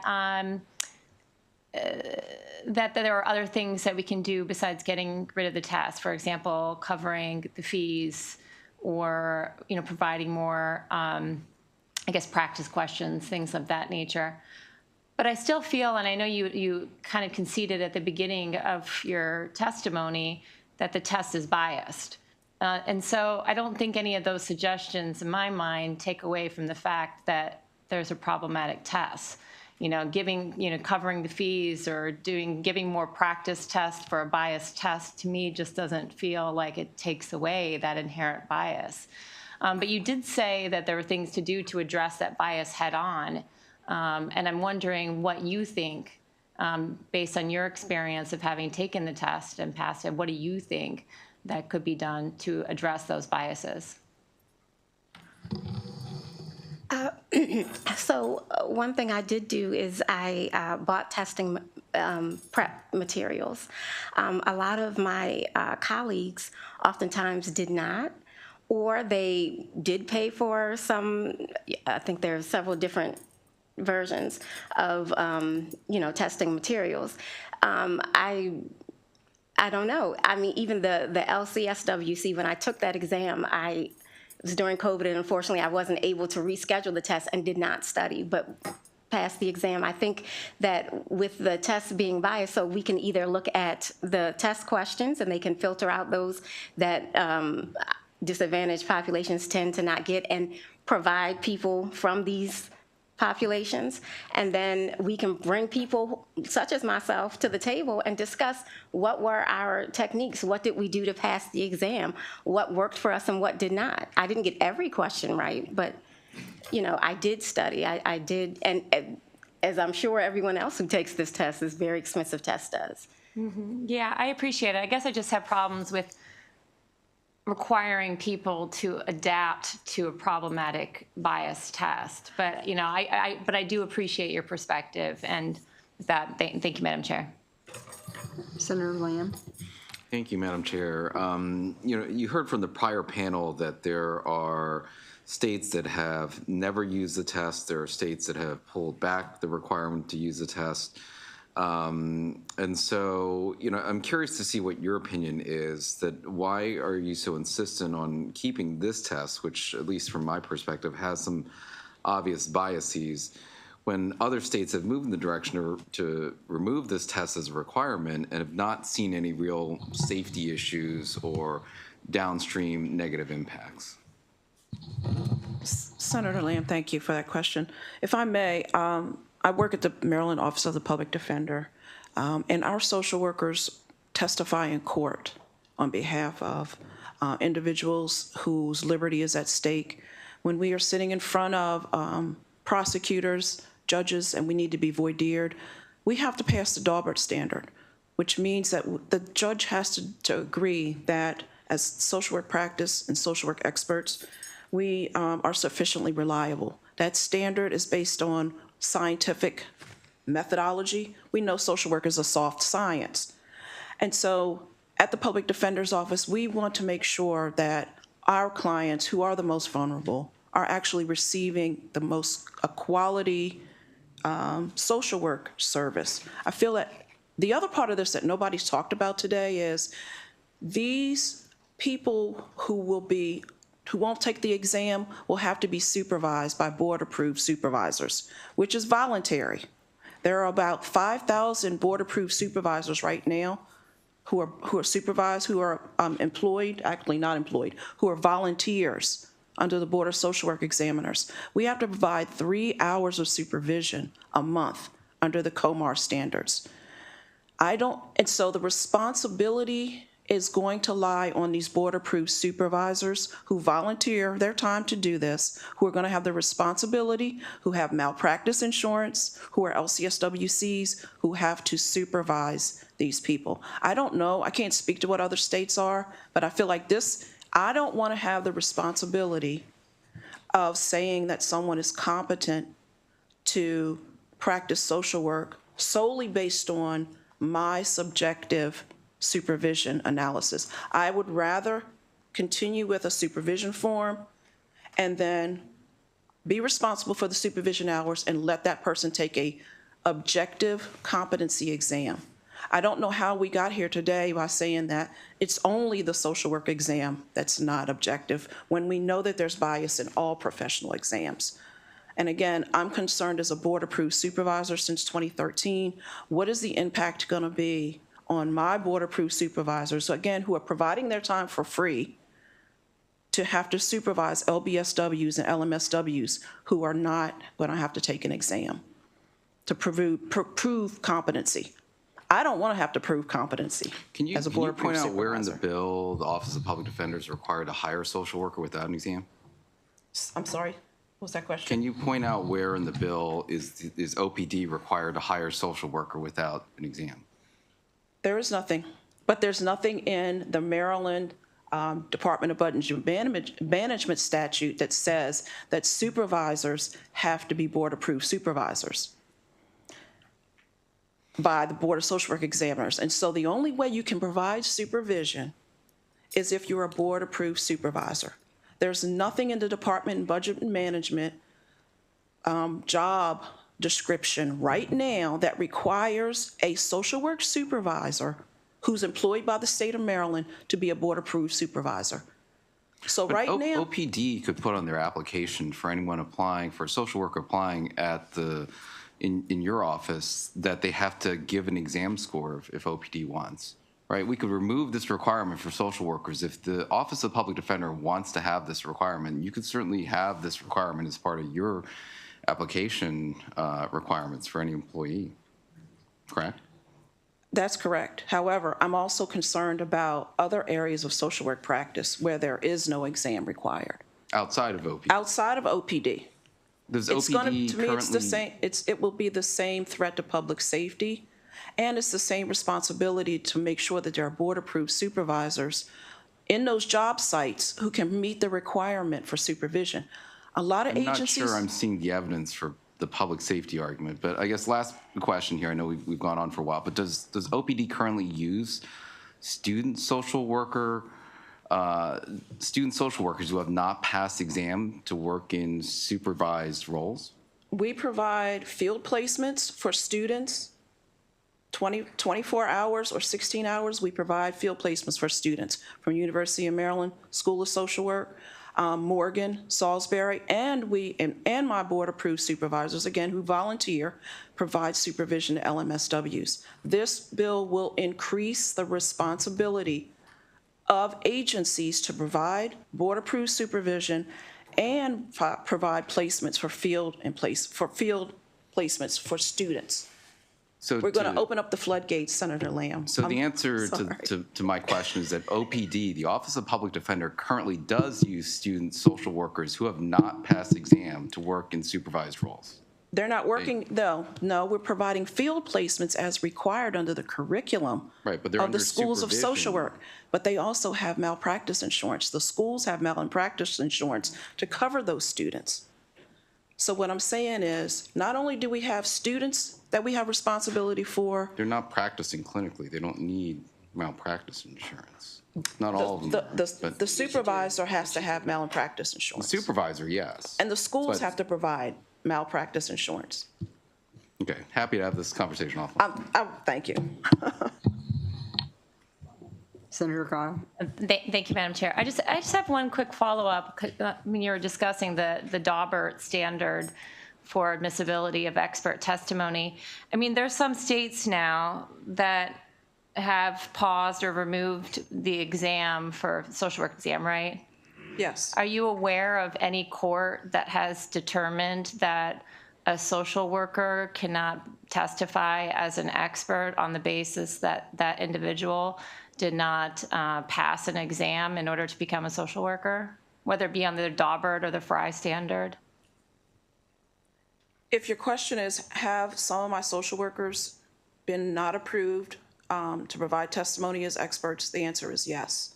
There's a standard that, Yeah, I'm aware of the standard, ma'am. What I'm asking you is, are you aware of whether a court has ruled in an opinion that their testimony, that they're excluded or precluded from giving testimony on the basis that they didn't pass a social work exam? No. Okay, thank you very much. Thank you, Madam Chair. Thank you, Senator. I don't see any other questions for this panel. Thank you very much for your testimony. All right, so now we are going to two virtual witnesses that are favorable, Brian Victor and Amber Flanagan. You can turn on your mics, and let's start with Brian. Good afternoon, Chair Vidal, Vice Chair Hayes, and distinguished members of the Senate Finance Committee. My name is Brian Victor, and I'm an associate professor in the School of Social Work at Wayne State University in Detroit, Michigan. My research focuses largely on social work licensure and on the ASWB exam in particular. So I'm appreciative for the opportunity to be with you today and offer testimony in support of SB 379. The ASWB often frames its exam as a blood pressure cuff or a thermometer that simply offers a quick reading of a test taker's competency. Sticking with that framing, I'd strongly encourage you to issue a statewide recall for a faulty device. And let me explain why. For decades, research has indicated that the ASWB exams have serious flaws that render them an invalid measure of social work readiness to practice. Additionally, to date, not a single peer-reviewed study has demonstrated that the exam can differentiate between qualified and unqualified social workers, which is precisely what Maryland has reasonably been counting on the exams to perform in the licensure process. In 2021, ASWB itself hired a researcher at Rutgers University to find evidence to support the exam. And when that researcher reported back that there is no evidence that the exams work as advertised, ASWB referred to that finding as bleak, and I would agree with it. Another reason to discontinue use of the ASWB exams is that the Association of Social Work Boards does not follow their own industry standards for product development. Experts note that the ASWB is not in compliance with the standards for educational and psychological testing, which guide the responsible development of exams such as these used in high-stakes decision-making. Again, I urge you to issue a statewide recall of these defective ASWB products that artificially deplete Maryland's behavioral health workforce in order to enrich an out-of-state third-party vendor. I thank you for your time, and I encourage you to vote in support of the bill. Thank you. And now we'll hear from Amber Flanagan. Good afternoon, honorable members of the Senate. My name is Amber Flanagan, and I stand before you today with a master's degree from Morgan State University School of Social Work, where I earned a 4.0 GPA.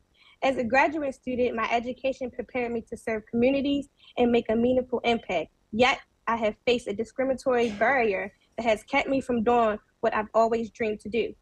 The ASWB master's exam has caused me a lot of stress and anxiety. I've taken it 5 times and failed each time by a few points with no direction. So now I avoid trying it again. The emotional and financial strain has been overwhelming to the point where I had to seek therapy just to cope.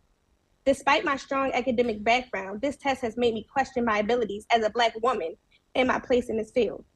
What's even more painful is that this exam doesn't just impact my mental health. It reflects a larger systematic issue of racial biases that affect people of color more than others. It's no secret that standardized tests often create inequality, and this exam is no exception. The ASWB exam continues to be a barrier that keeps qualified, passionate individuals like myself from entering the social work field. And as social workers, we are expected to uphold the ethical responsibility to serve all people with dignity and respect, regardless of race or background. But how can we as social workers uphold the code of ethics when the very system that is supposed to support us is failing to do so? SB 379 is a necessary step toward correcting the imbalance. By removing the ASWB exam requirement, we will be able to eliminate an unfair bias system and ensure that licensing reflects true competence, not the ability to perform well on a flawed, racially biased test. This bill will create a more equitable and fair pathway for social workers, particularly people of color, to practice and serve their communities. It's time for the system to support us just as we are expected to support those in need. Do I have any questions for either of these virtual witnesses? I don't see any. Thank you both for your testimony. That ends this group, and now we have three unfavorables: Sandra G., Dale Atkinson, and Stacy Hardy Chandler. So Sandra, would you like to start, please? Unmute, please. Good afternoon, and to the members of the Honorable Board. My name is Sandra G. Petty, and I am the immediate past president of the Maryland Board of Social Work Examiners. And this is an issue that is near and dear to my heart. I actually took the clinical exam in 1996, and the same issues that were discussed back then with the racial disparities and people of color and with other disabilities having trouble taking the test, they were the exact same. And I will share with you in all honesty, I took the test, I believe, 3 times, 69, a 71, and then passing it on the 3rd time in 1996. So I am not in favor or in support of Senate Bill 379. I think eliminating the licensing exam for BSW and MSW will have long-term consequences. As social workers, we have fought to be professionals. We've fought to be treated as a professional, to be paid as a professional, and to be respected as a professional. And how does one become a professional? One becomes a professional with preparation, training, education, and licensure. Maryland first had its first licensures in 1975. And licensure is important because it ensures that people are qualified to treat. My concern is that if we begin to chip away at the licensing exam for BSWs as well as MSWs, the next step will be the clinical exam. Racial bias has been around since before slavery. The same discrepancies with testing have been around with not just social work, but for medicine, law, nursing, and education. You know, I applaud ASWB for taking the step to talk about our flaws as a profession when it comes to the testing. So with that said, I am not in favor of this bill. And I think we only deserve to have qualified individuals to serve our most vulnerable populations. Thank you for your time. Thank you. And Dale Atkinson. Good afternoon to the Finance Committee, and thank you for allowing me some time to address a few issues, and thank you for all that you do for the state of Maryland. My name is Dale Atkinson. I do speak against the bill. I am ASWB's legal counsel. I also represent many other ASWB-like organizations, and I remind everyone that the Maryland Board of Social Work Examiners is a member of ASWB and has access to information and data exchange that does exist, and they do take full advantage of that. I am also a member of the Maryland Work Group for Social Work Licensure Requirements as well. I have 3 points I'd like to try to address in the limited time. One is government regulation of professions is premised upon public protections, premised upon a need to have qualified individuals who seek licensure to gain that licensure, and the access and the public having confidence in those that provide the service, and social work is no different. And so the first question to ask is, does the proposed legislation enhance, promote, or continue to protect the public? And that can be debated, obviously, and has been debated, but that's the most, in my mind, the most important question that needs to be asked.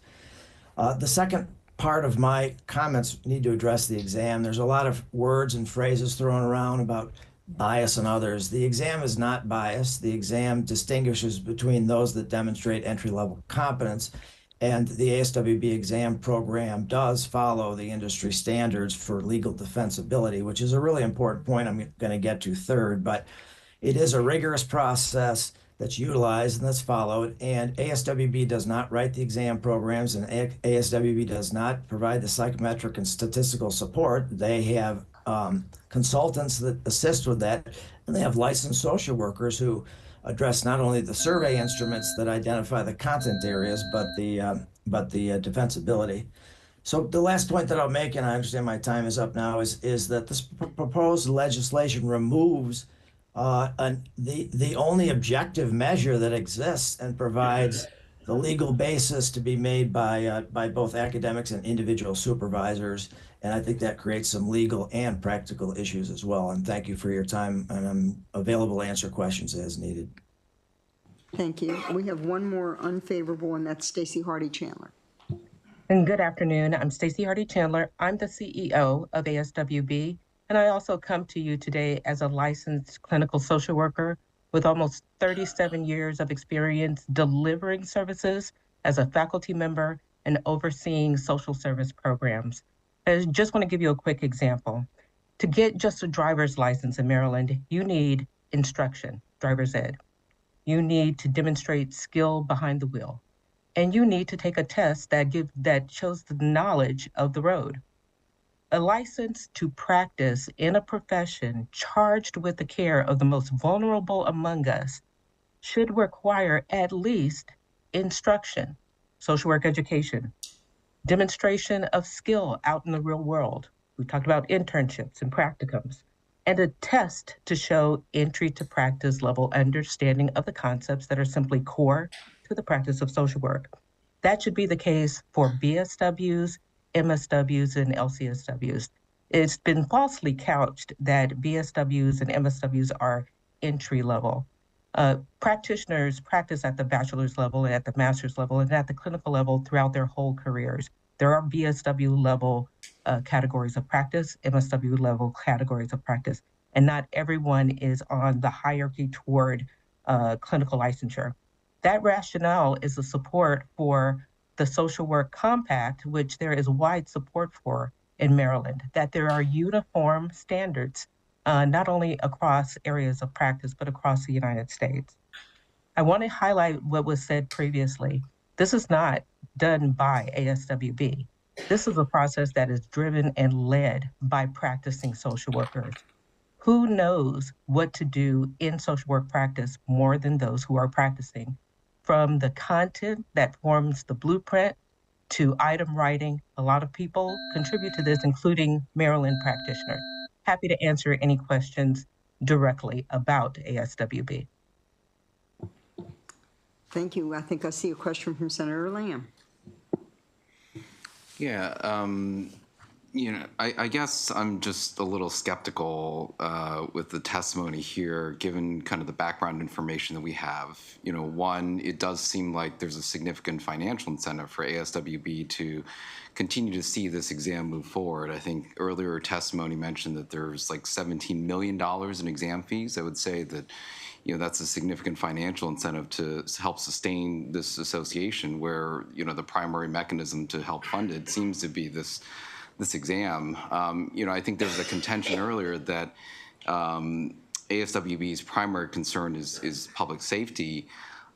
if that's the case, I had asked earlier, for example, of whether this was peer reviewed. To all of you, would you be willing to release all of the psychometric validation studies and also the financial reports that are related to this exam for an independent review?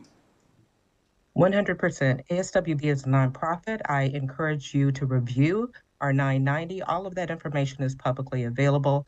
I know of no programs that operate on air.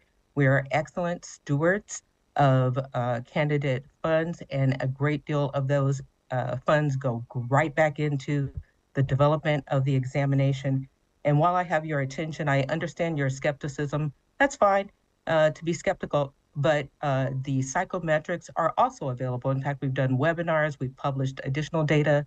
Someone mentioned the work of Dr. Kim at Rutgers earlier and stopped in 2021. We continue to work with Dr.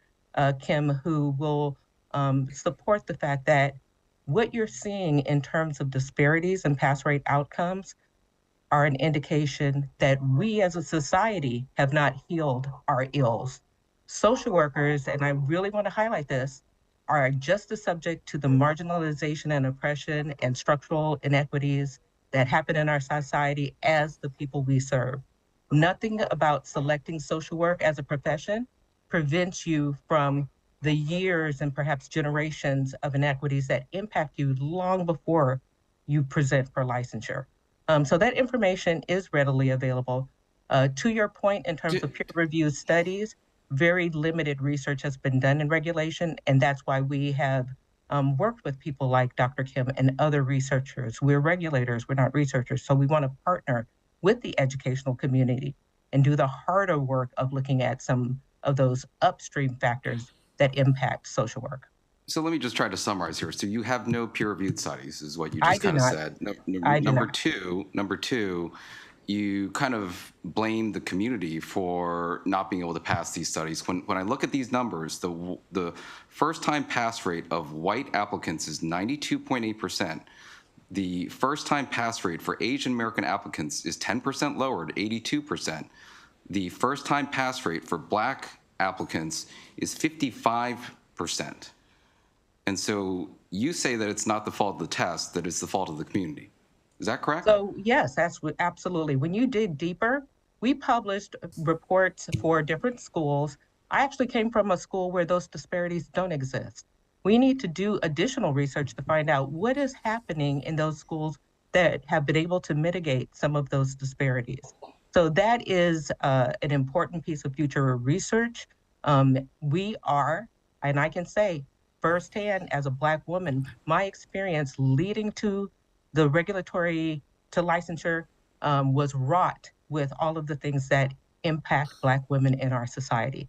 So to think that that somehow goes away at the time of regulation, I don't understand how we can not recognize that we continue to, and I would say on an increasing basis, face marginalization and oppression in the society. So to me, that sounds like don't blame the test, blame the applicants and societal ills. I say societal ills for sure, but not the applicants.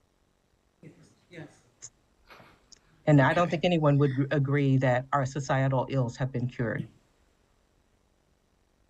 That doesn't mean that there's nothing wrong with the test. But last question, can ASWB point to any jurisdiction where these alternative pathways to licensure have left worse patient outcomes? So I believe it is too early. A lot of this is very recent, and so we are monitoring those things. So for example, one thing that comes up a lot is the increase in the workforce in Illinois. Because we're a national organization, one of the things that we hear is, there is not a residency requirement in Illinois. So an increase in licenses doesn't mean that there's an increase in people who are serving those in Illinois or people who are even living in Illinois. So those increases have to be looked at, and we have to monitor the outcome of all of these decisions. But it is very early in these discussions to find out what the consequences are. But we will be monitoring those. Okay, thank you. You're welcome. Thank you, Senator. Do I have any other questions for this panel of unfavorables? I see no other questions. Thank you very much for your testimony. Thank you. Appreciate it. And that ends the hearing on Senate Bill 379.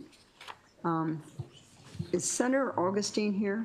Yes. There he is, Senator Augustine, Senate Bill 328. Thank you. You have a panel, Dion Bushrod and Ashley Toller. Yep. Thank you.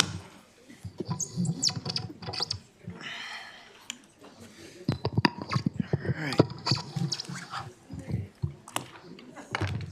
You ready? Okay, good afternoon, Madam Chair, Vice Chair, members of the committee. Senator Malcolm Augustine here asking for a favorable report on Senate Bill 328, Maryland Medical Assistance Program and Health Insurance Annual Behavioral Health Wellness Visit, Coverage and Reimbursement. As you all know, this is a reintroduction and therefore has been limited to 2 proponents and 2 folks who are opponents. I will direct you to the written testimony because there is that. There's 35 favorables in the written testimony and of course the 3 unfavorables that are there. This piece of legislation it looks to help and ensure that Marylanders have access to this annual behavioral health well visit, which is a critical step in preventing mental health crises and reduces the strain on our overburdened system. It's actually a really cross-cutting bill, folks, even though it really is sort of centralized in this area of preventive care.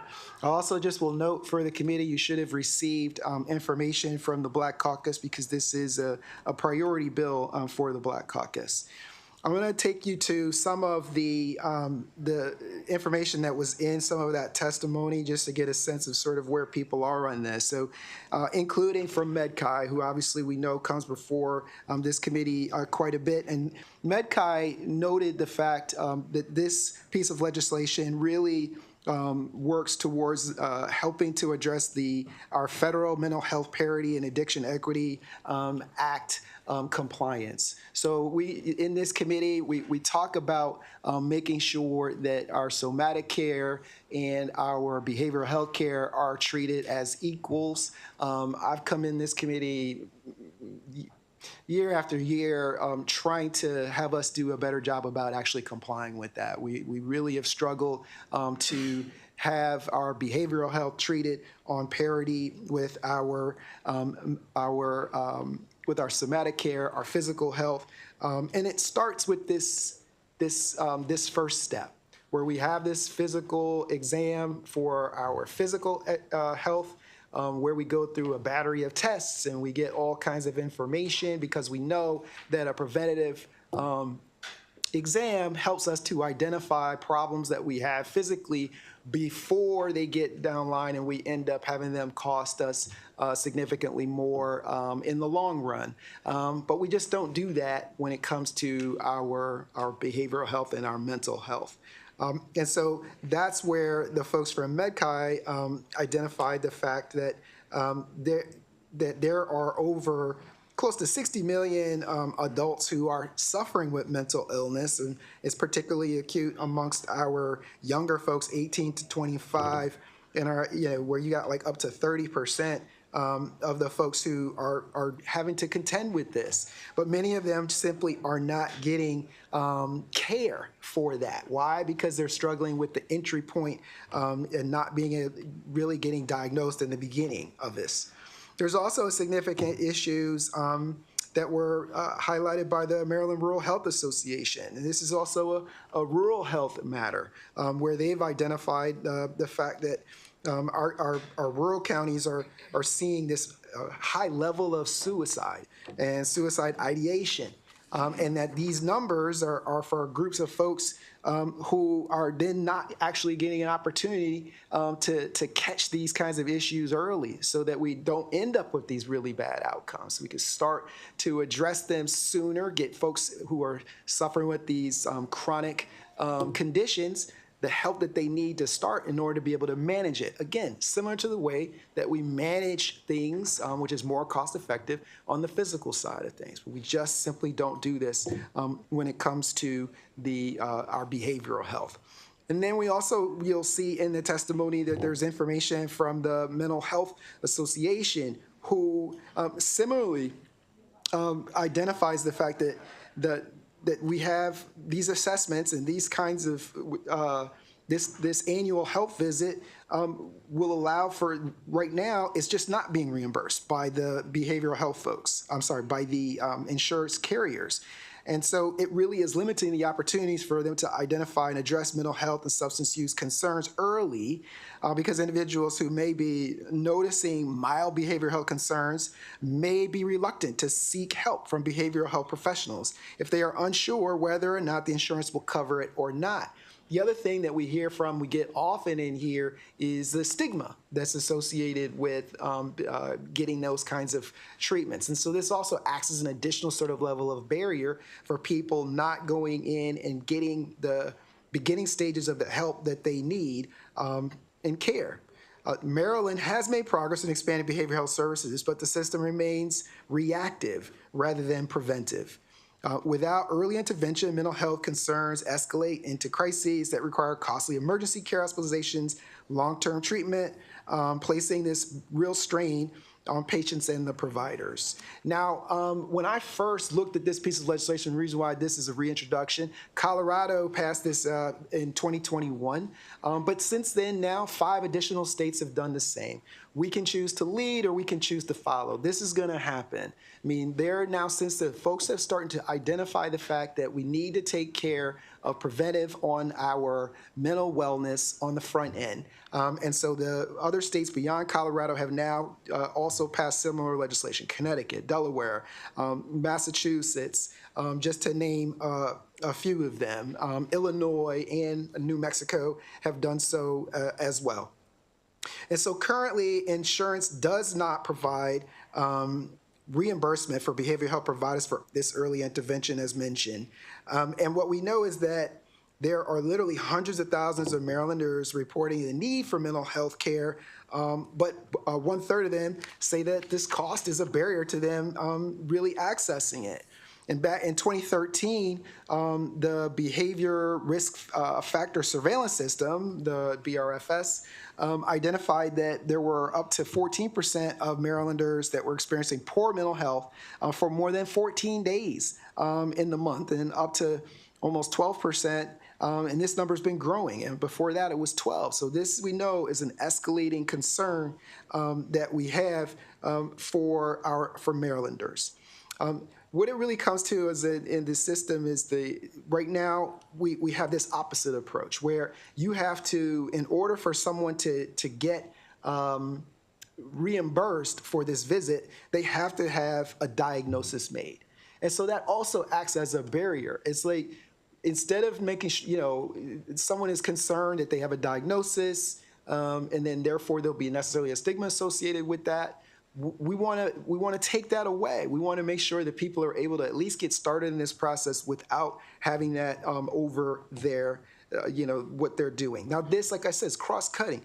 This also addresses some of our behavioral health workforce issues. Maryland, like many of the other parts of the country, we're suffering from a shortage in our in the number of providers that we have. So investing in prevention and allowing for those providers who are right now not participating in our insurance markets, and the reason that they're not is because they can't get reimbursed for things, for services like this. We want to get those folks to be more engaged and into this process, such that we can make sure that they are a part of our broader resource that we have in our network, making sure that our network is adequate. So Senate Bill 328 works to close that gap with this preventive care, and it really does, importantly, this well visit is not just a screening in a primary care visit. This establishes a comprehensive preventive mental health assessment, including family history, risk factors, and this personalized prevention plan. Now, you're going to hear from the opponents. They're going to say, well, we've addressed these things with the collaborative care, and we want to have that. I'm all supportive of that, as you all know. I mean, those are bills that I have brought to this committee and been supportive of. However, When I go to, and I ask you to think about for yourself, when you go to your annual physical exam and everything else, I'm just given like 3 little questions on a piece of paper that ask me, okay, have you had some depression, or are you doing this or doing that? And if, depending on how I check the boxes, that's the extent of the assessment that's occurring as it relates to behavioral health. That's just not sufficient. It's just not sufficient. It's not covering what we really need as it relates to our behavioral health, and this bill really seeks to do something about that. Now, with this bill, as I said, it addresses concerns with the Parity Act, making sure that we're treating our mental equivalent to our behavioral. And I also just would point out, because you're going to hear from the opponents as well, we're just not sure about how much this is going to cost us and everything. Well, this committee a couple of years ago commissioned a study by the Maryland Healthcare Commission to take a look at what this would take. And in fact, the National Council on Alcoholism and Drug Dependence made it a part of their testimony as far as the results of that. And what that study found, and you'll find that again, like I said, you'll find that in your written testimony. What it found basically was that the main takeaways were that there was, from a financial standpoint, there was an estimate of a cost. There would be an increase of cost in the premium, and that increase in cost of premium would be 0.05%. So it's like a subset of a 0%. So almost nothing. But that the actual calculation of the savings associated with that would be 2.5%. And this is in that commercial market. And so that it would actually save us money in the process of doing this. The other thing that I will just say, we talk about our concerns with ED visits and ED wait times and everything else. This bill helps to address that. And that's why you'll see supporting testimony in here from the Maryland Hospital Association and also from the nurses, 1199 SEIU, because more than 200,000 patients visit our emergency departments seeking behavioral health services each year. It's a huge number. Why aren't we trying to help those people before they get to the emergency room? Why are we doing that as it relates to my my high blood pressure, which I do have? We get all the blood tests and everything else to make sure that we're dealing with that on my annual show, and we're managing that process there. But we aren't willing to manage the process when it comes to our behavioral health. Instead, we'd rather pay for it in the emergency room. Instead, we'd rather pay for it in the incarceration that we have, where 67% of the people who we have in our jails and in our prisons have a mental health concern or issue, and they're now being treated there. So what does that really mean? What it really means is that we are, instead of allowing for us to collectively save money on the front end with this 2.5%, we are instead asking ourselves and the state to pay for all of the downstream. This is the reason why the folks who are, I can understand that the folks who will come in opposed to this legislation, they are not paying for that. We are paying for that. When we have to pay for all that extra time in the ED visits, when we have to pay for all of the extra time in the, incarcerating folks and everything else, that is a burden that's not calculated inside of this bill, but is a significant part of why this bill is so very important and why these other states, and I believe that we should follow suit in making sure that we take care of it. I also just want to direct you all into the testimony from the Department of Health, because there are two parts to this bill. There's the public portion, which deals with the obviously deals with Medicaid, and then there's the commercial portion. Well, the Department of Health says that they believe that their current benefit structure would meet the requirements of the bill. So I was like, good, all right, that's good. I'm good with that. Let's just codify it. Let's codify that in law to ensure that that's what's happening without a diagnosis, to make sure that we do that. That all makes good sense to me. Let's make sure that we do that. In the MIA, although they didn't provide it to the committee, they provided some guidance to me about the legislation. And what they said is that this piece of legislation, the way that it is currently written, and I'm okay with that, is actually also limited in scope because of the ACA, which basically creates exemptions for grandfathered plans, so that the small and medium-sized plans, small group plans, individual plans, it would not apply to that, and it really would be large group plans. I'm good with that. I'm okay with that. So let's understand that this would be a step forward for a relatively speaking important group of folks, but a narrow group of people that we can absolutely make a huge difference in their lives by making sure that we have this annual behavioral health visit, which acts as prevention and helps us to mitigate those downstream conditions while making for a higher quality of life for so many of us who are out here struggling right now with our behavioral health. Let's make sure that we're able to manage this chronic condition, which is what this bill acts to do. And so what I'm going to ask from you all, Chair Bidle and members of the committee, I just urge you to issue a favorable report on Senate Bill 328, and let's just take this step forward. And I thank you and happy to answer any questions that you might have. Thank you, Senator. We're going to hear from the rest of your panel before we have questions.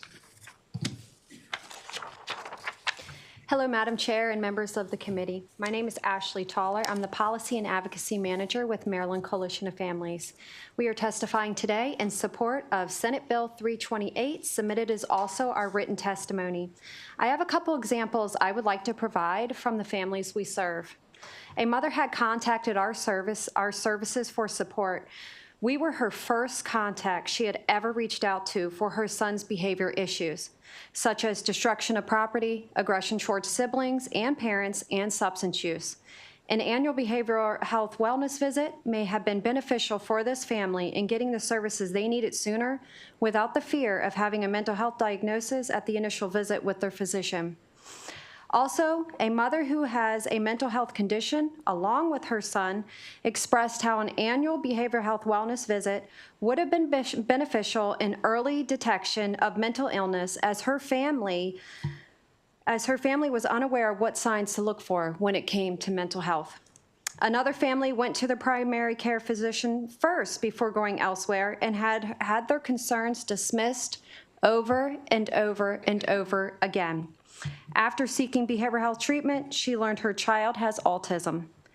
A qualified mental health professional who would provide these services is trained and educated to recognize signs of mental health and substance use disorder, and would be able to provide early detection and intervention, as well as connecting individuals to resources that they may need.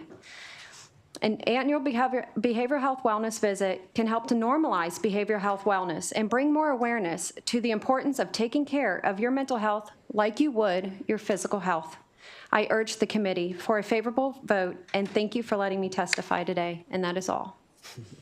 Thank you. Thank you. And finally, Ms. Bushrod. Good afternoon, Madam Chair, Mr. Vice Chair, members of the committee. I am Dion Brown Bushrod. I've been part of the National Association of Social Workers Maryland Chapter Private Practice Committee for over 10 years. You have our written testimony that describes our support for Senate Bill 328. We support this bill because behavioral health assessments support the public health priorities in Maryland, like access to care and violence. How? Let me offer a scenario. A man walks into a 45-minute session, not a bar, a 45-minute session with a behavioral health provider and says, my wife says I need to see somebody. She says, I'm upset, I snore all the time. She said, my diet is wrong and I'm yelling. And the man says, I have to admit she's right. The behavioral health provider says, what else is going on? He says, my job is laying off people and my daughter has a lot of special needs, and of course I'm worried about money. Senators, what's this man's diagnosis? I don't know either. I'm not sure he has one, but if he eventually does, this bill gives him and his behavioral health provider the time to figure that out. But if the man has a care coordinator, that person would hand him off with a referral that may include the words agitated, anxious, traumatized. The care coordinator will have to pathologize his story because the diagnosis is the ticket for treatment and reimbursement. An annual behavioral health assessment will help this man customize steps to maintain his mental well-being, helping him to feel more in control, able to manage his emotions, and make plans to help him feel better prepared for his life. I'm sure that we can all agree that mental health leads to a healthier society. For these reasons, we urge a favorable report on Senate Bill 328. Thank you. Do I have any questions for the senator or this panel? Seeing no questions, we're going to go to the unfavorables. Matt Salentano and Kimberly Robinson. Oh, no. Dr. No.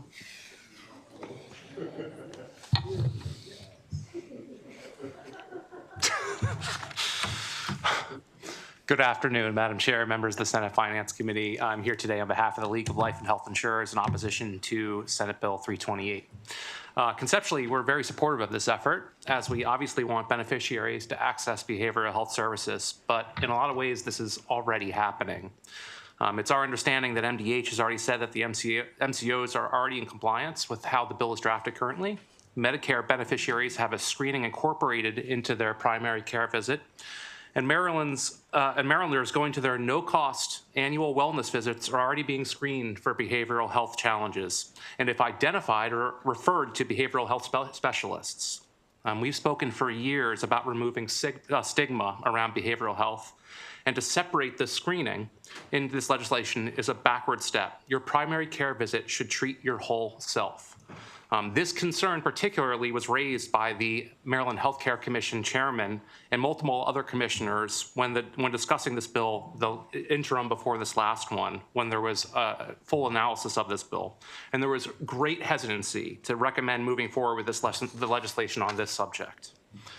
Our other concern with this bill is that the committee obviously knows that we have a tremendous behavioral health provider shortage in the state. There was a Maryland Matters article in December that said we have 30,000 less behavioral health providers than we need in the state of Maryland.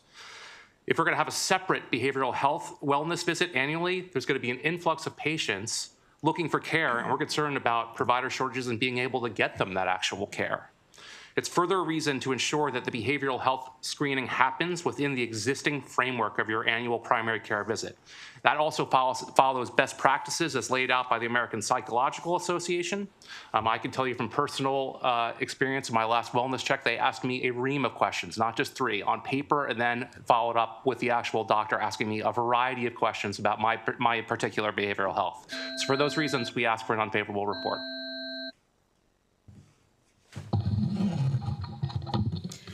Good afternoon, Madam Chair, members of the committee. Kimberly Robinson on behalf of Care First Blue Cross Blue Shield, respectfully in opposition to the bill as introduced. I won't repeat the things that Mr. Celentano said, but I just will uplift the fact that we do have many of our members who are doing this work initially with their primary care providers. As the bill is set up, it only allows the screenings to be done by behavioral health providers. And one of the challenges we see is it's a big deal when we can get someone just to go do their annual physical with their PCP. You'd be amazed how many people never go see a doctor in a given year. And often that's the first place they may start. And so to be able to have that screening happen in that place where that may be the only opportunity to touch them and have a provider flag that they need to be moved on to more specific care when it comes to their behavioral health is an opportunity we don't want to see go away and that we don't want to lose, because now the focus becomes only in having that screening done in a particular setting. I worked on this bill in the state of Delaware when it was passed there. Delaware passed the bill almost 3 years ago. They're just figuring out how to implement it in 2024. It is not quite as easy because our reimbursement system, not from the carriers, but even in the coding, weren't exactly built to accommodate this quite the way it does. And we certainly don't want to separate people from opportunities to care. Like Matt, Mr. Celentano, my PSCP does a screening with me every year when I do my physical as well, and is always prepared to make that referral if necessary. I definitely appreciate the intent of the sponsor on the bill. I've got some new thoughts on the bill, and I'm going to actually reach out to Senator Augustine about after the fact. But as introduced in this moment, we do urge our unfavorable report. Thank you. Do I have a question, Senator Reedy. Just very quickly, Matt, you mentioned concern about the number of providers and access. Wouldn't we argue that if there's availability, that there will be an opportunity for more providers to provide, because there's going to be more opportunity for more paying customers? I don't know if I share that. I mean, I think that we've had tremendous behavioral health provider shortages for a long time. I mean, it's not just behavioral health. I mean, we have nursing shortages. We have a lot of healthcare shortages as well. But we can't just create the providers to take care of the folks. That's something that carriers are obviously unable to do. Like, for example, I think there are only 6 child psychologists on the entire Eastern Shore.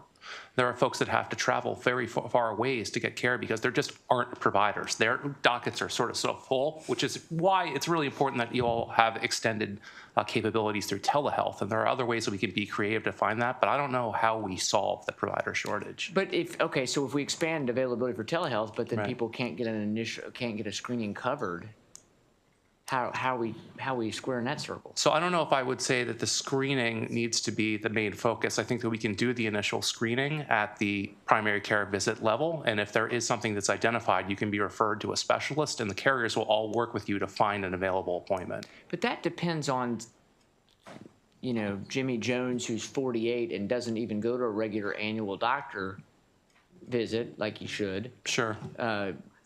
That depends on him going to that annual doctor visit and that doctor doing everything that they should do to screen him properly. Not suggesting they wouldn't necessarily, but I just think whether this is the right vehicle exactly or not, I think the intention is obviously very good. People being able to be screened, even if you made it once every other year. I mean, I just think it would really be helpful in kind of catching some stuff early. Sometimes people just need to realize that what they're going through is not quite right and make a little adjustment. Other people have more serious issues, but I mean, I guess I don't understand the insurer's point of view on this relative to, because to me it would mitigate your risk to have people do more of these checks. We're not asking for special the bill's not about mandating a special diagnostic test be done at once a year or whatever. It's just asking for, I just don't quite understand why the insurance industry would be opposed to this as opposed to I could see it. I don't know. I mean, I'll with that eloquent ending, I'll stop. But I don't know if you could elaborate why you guys would be opposed to it. I mean, if there's not providers, then you're going to be paying less, premiums. You're going to be paying out less because people aren't going to access it anyway. So what's the nature of the opposition from a dollars and cents standpoint, I guess is what I'm asking. So I'm not exactly sure how to answer what you I don't know asked. why. That was a wonderful question. I will say that I think from our perspective, instead of where we have a hard time getting people to go to their annual wellness check anyway, we would like to see a more, maybe a more robust checklist that happens on the behavioral health front at that primary health visit, so it's all your whole self all in one visit. Also, behavioral health is a little different than your traditional diagnosis. Like there was mentioned before that you have to have a diagnosis. Well, in the behavioral health space, a symptom can be your diagnosis because we don't have traditional blood work labs, the CAT scans to show that you actually have an ailment that needs to be addressed. Also in the behavioral health space, you can self-refer to an in-network provider. So if you are feeling that you don't need to see that annual physical, but you do want to have a behavioral health visit, you can self-refer and have that as a covered service. So I think it's been broken down to this annual behavioral health visit will actually improve the sort of the stakes here, but we think that it should be incorporated into one thing. Also, I mean, I do remember in the MHCC, they did look at, because we had asked the first year it was introduced that there was what the cost impact was, and it came back and it looked at, I think the Yes, the MHCC said there was 37 cents per member per month. That sounds like a small amount, 37 cents per member per month, but in the totality, it's actually a tremendous amount. When we talk as carriers about mandates, and there are a lot of mandates in the state of Maryland, there's over 50. When we talk about mandates and how we should assess what's the real premium impact, over 5 cents per member per month is concerning. This is 37 cents per member per month. So we'd like to address those cost barriers, make a more robust approach at it in your annual wellness check. Okay, thank you very much. Thank you. Thank you for your testimony. Are there any additional questions on Senate Bill 328? Seeing none, thank you so very much. Thank you. See you tomorrow. See you tomorrow. All right, next we will hear Senate Bill 367. Senator Ellis, would you like for Dr. Rachel Jordan to join you at the podium? Yes.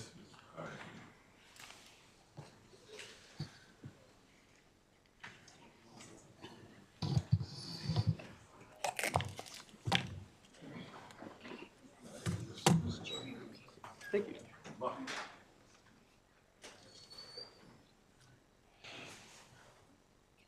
Good afternoon. How are you? Good, how are you? Good.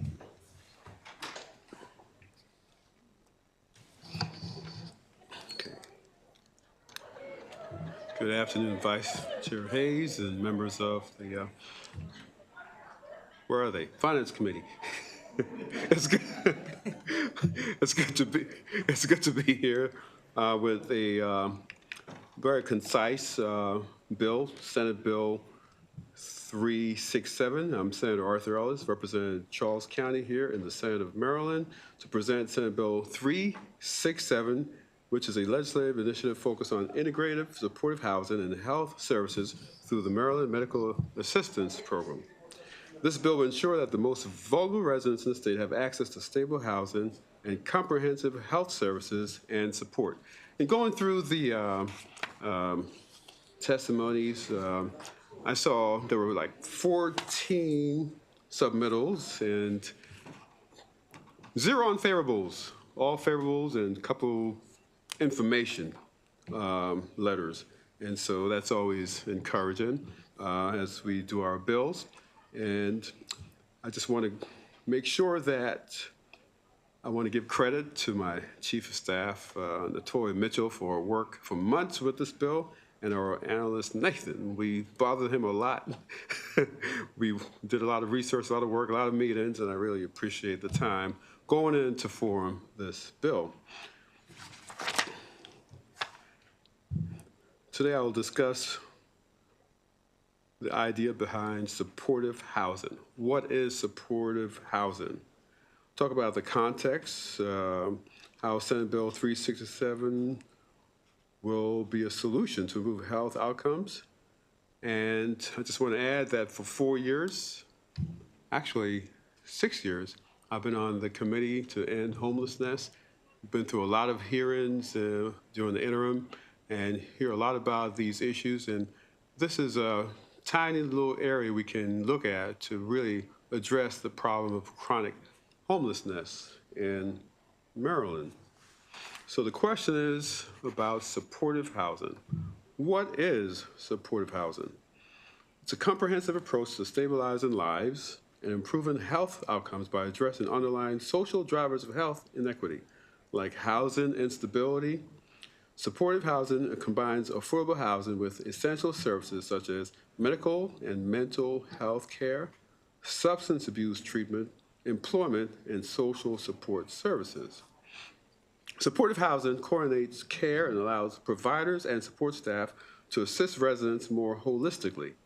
Instead of 2 separate silos of housing on one side and health on the other, supportive housing allows residents who are most in need to be able to receive assistance like transitional housing supports, while also being able to get other health needs taken care of under the Maryland Medical Assistance Program.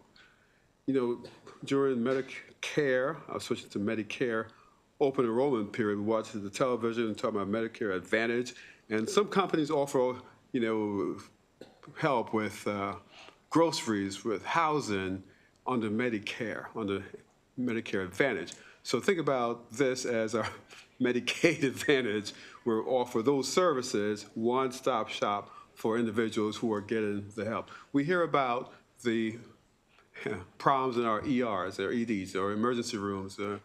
They're backed up. We have so many people who don't have access to providers who are just overburdened in our hospitals and our emergency rooms. Think about the cost savings there. This will basically take those burdens off the system. Then move to the next slide, the context for this bill. Housing First. Senate Bill 367 is rooted in the Housing First approach, an evidence-based model that prioritizes stable housing before requiring individuals to meet other conditions. Senate Bill 367 would coordinate housing and health supports, known as this bill as supportive housing, through the Maryland Medical Assistance Program. I just want to add, a couple years ago, my wife and I did a trip to Paris, France, before the Olympics, the year before. And it's amazing. We spent over a week roaming the streets of Paris and saw very few people on the streets.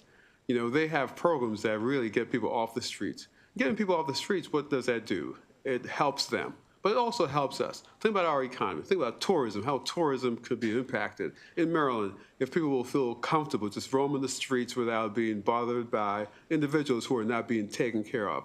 I mean, this can help so many ways our overall society and economy. Also help take away things like chronic stress, sleep disruptions, respiratory and cardiovascular issues, and other chronic illnesses due to housing insecurity. Housing instability is also linked to health disparities. In 2018, over 7,000 Marylanders experienced homelessness, with over 50% of their number identified as African American. I remember in Charles County, when we had the point-in-time count, there were over 850, a couple of years ago, 850 students in our public school systems who were homeless, counted as being homeless. The school, we know that number because the school bus picks these children up from their homeless encampment and drop them off at the edge of the parking lot, say Walmart, and they go walk into the woods where they live in tents with their guardians' parents. We know the problem exists. We know we can help with these services that are offered. Housing instability is linked to health disparities, and it's a big problem. So the question we wanted to do with my last slide is why supportive housing? Supportive housing method ensures immediate support for residents' critical health needs, including social determinants of health like housing insecurity, leading to better long-term outcomes for residents. Supportive housing has been proven to reduce hospitalizations, lower emergency room visits, I talked about that earlier, and costs associated with emergency visits, and improve chronic disease management. One organization is not here to testify, but they gave a letter of information, and usually this is it's in your files, from Johns Hopkins University in Medicine. Usually there's a disclaimer when individuals come, say they represent their own opinion, not Johns Hopkins. Well, this time, Johns Hopkins University of Medicine sent a letter representing the organization's work. I just want to read, it's a brief letter, I'll read that really quick. Johns Hopkins would like to provide information on Senate Bill 367, Maryland Medical Assistance Program, supportive housing and health services. This bill requires Maryland Medicaid to provide supportive housing for eligible members. Johns Hopkins acknowledged this is an extraordinary financial undertaking, but there are real benefits to providing this service we know firsthand. I'll say that again. They said that there are real benefits to providing this service we know firsthand. Johns Hopkins participated in a pilot program in Baltimore City, implementing assistance in community integrated services called ACIS. This pilot was very successful in helping some of the most vulnerable Medicaid enrollees get access to the important wraparound services, including housing, required to truly improve their health. Johns Hopkins Hospital has been an active participant in the pilot and saw the value firsthand. Dr. Rhonda Miller, president of the Johns Hopkins Hospital, reported that, quote, "We found the pilot ultimately demonstrated that this model had a significant impact on reducing the overall number of hospital visits, including a 19% drop in individuals utilizing hospital services, including emergency department visits. 19% drop. If we think about this going statewide, what would be the impact on our hospitals?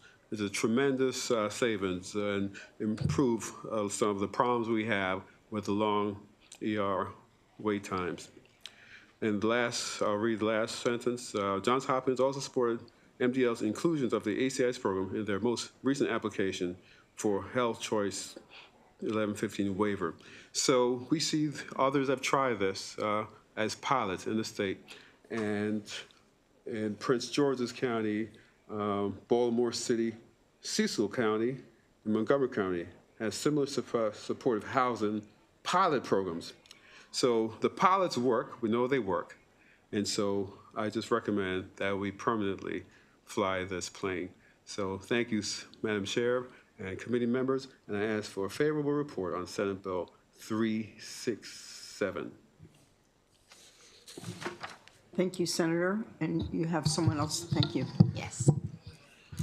Thank you. Good afternoon, Madam Chair and members of the committee. My name is Dr. Rachel Jordan. I am a local family nurse practitioner, and I'm here to express my strong support for Senate Bill 367, supportive housing and health services.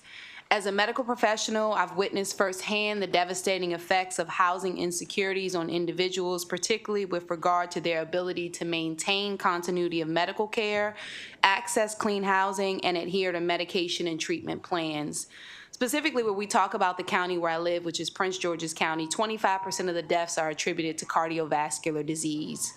When we also have a county that has the highest fast food saturation in the state of Maryland. Unfortunately, when you look at a condition like cardiac disease, these individuals need access to specific dietary means. They need to be able to take medications. And unfortunately, these are residents that are making a decision between whether or not they'll have somewhere to lay their head or take their medication for that month. So taking away this social determinant of health, or at least addressing it, helps to improve overall health conditions. So these challenges often result, when you talk about housing insecurity, they result in prolonged hospitalizations because now they're in the hospital and we have no discharge plan for them. They have nowhere to go. They result in rehospitalization or emergency room visits because of poorly managed chronic conditions like heart disease, COPD, even dementia, or wounds. When we look at our aging population and those with mental health diagnoses, housing insecurities play a major factor in their ability to be able to function in society. Initiatives such as those outlined in Senate Bill 367 hold the potential to make a significant impact on some of Maryland's most vulnerable residents. Thank you for the opportunity to testify, and I look forward to a favorable report. Thank you very much for your testimony. I don't see any questions from the committee. Thank you for this bill. You're welcome. Thank you. That ends the hearing on Senate Bill 367. I see that Senator Shelley Hellerman is with us with Senate Bill 83.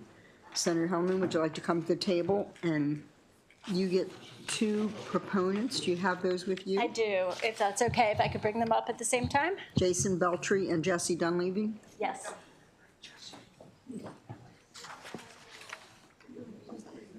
83. Mm-hmm. Where do you want me? Right here?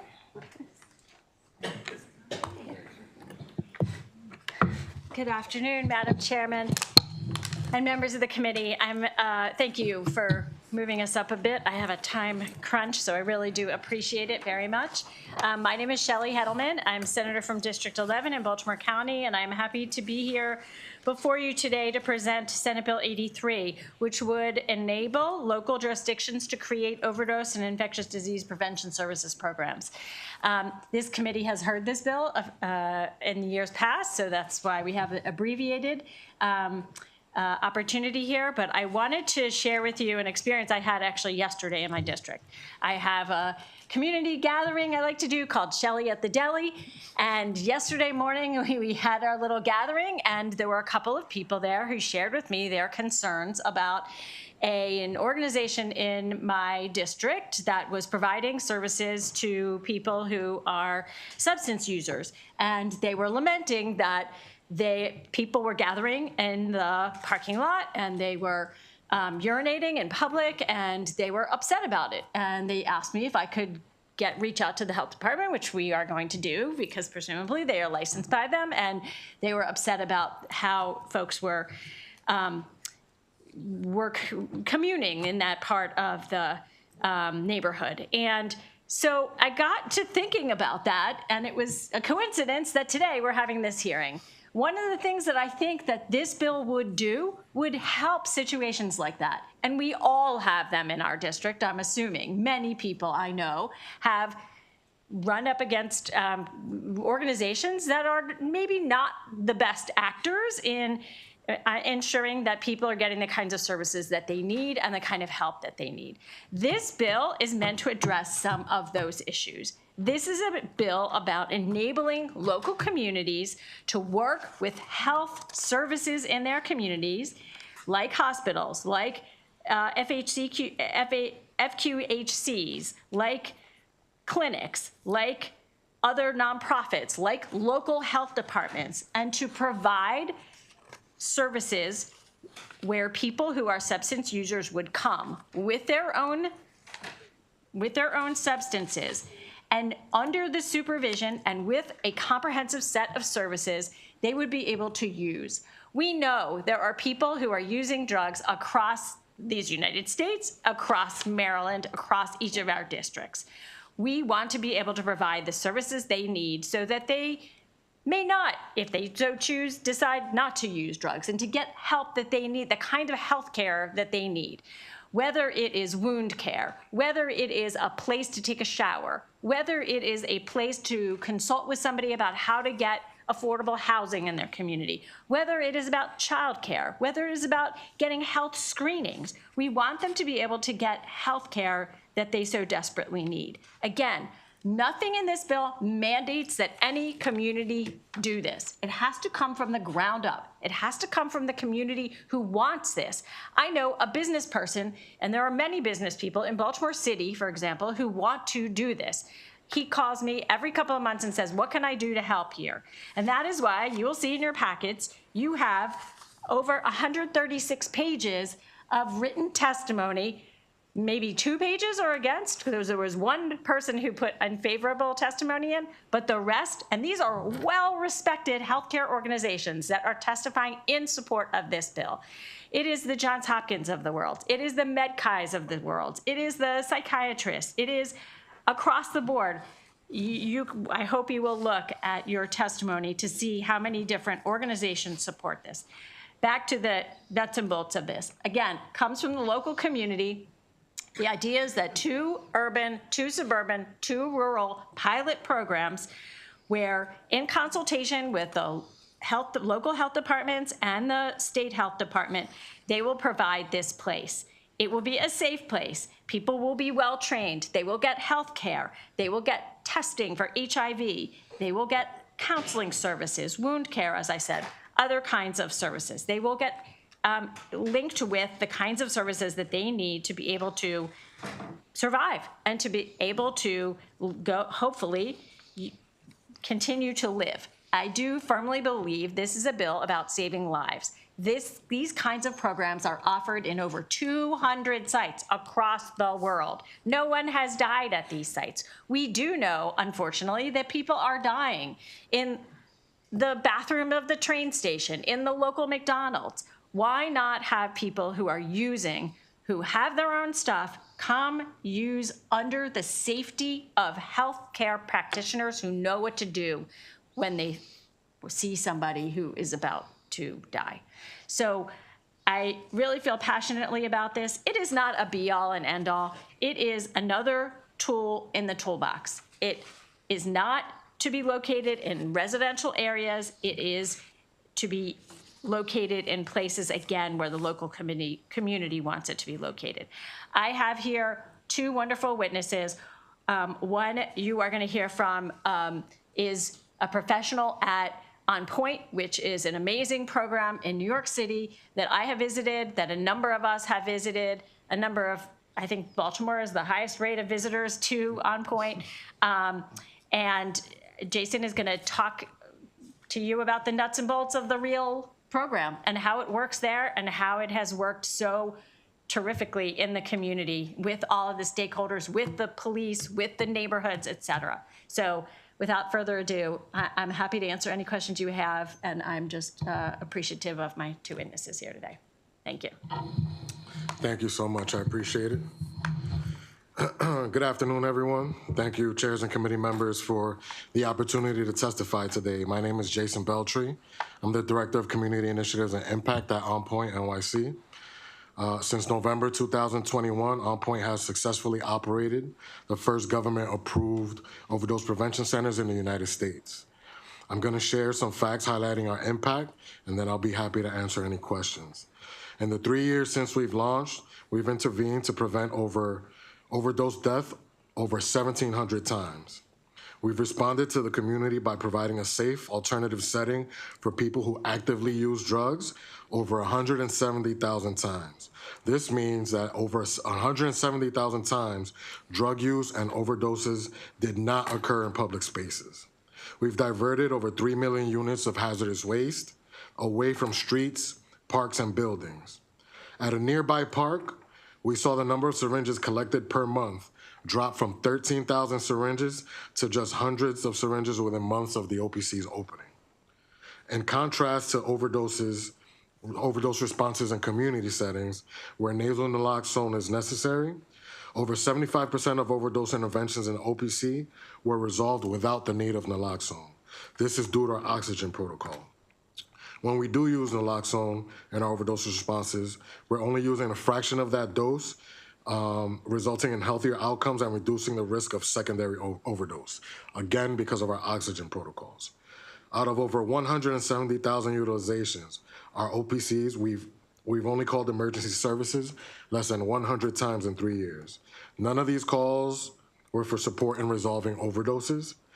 We estimate that we've saved New York City over $50 million in emergency services by reducing ambulance trips, ER visits, and 911 calls.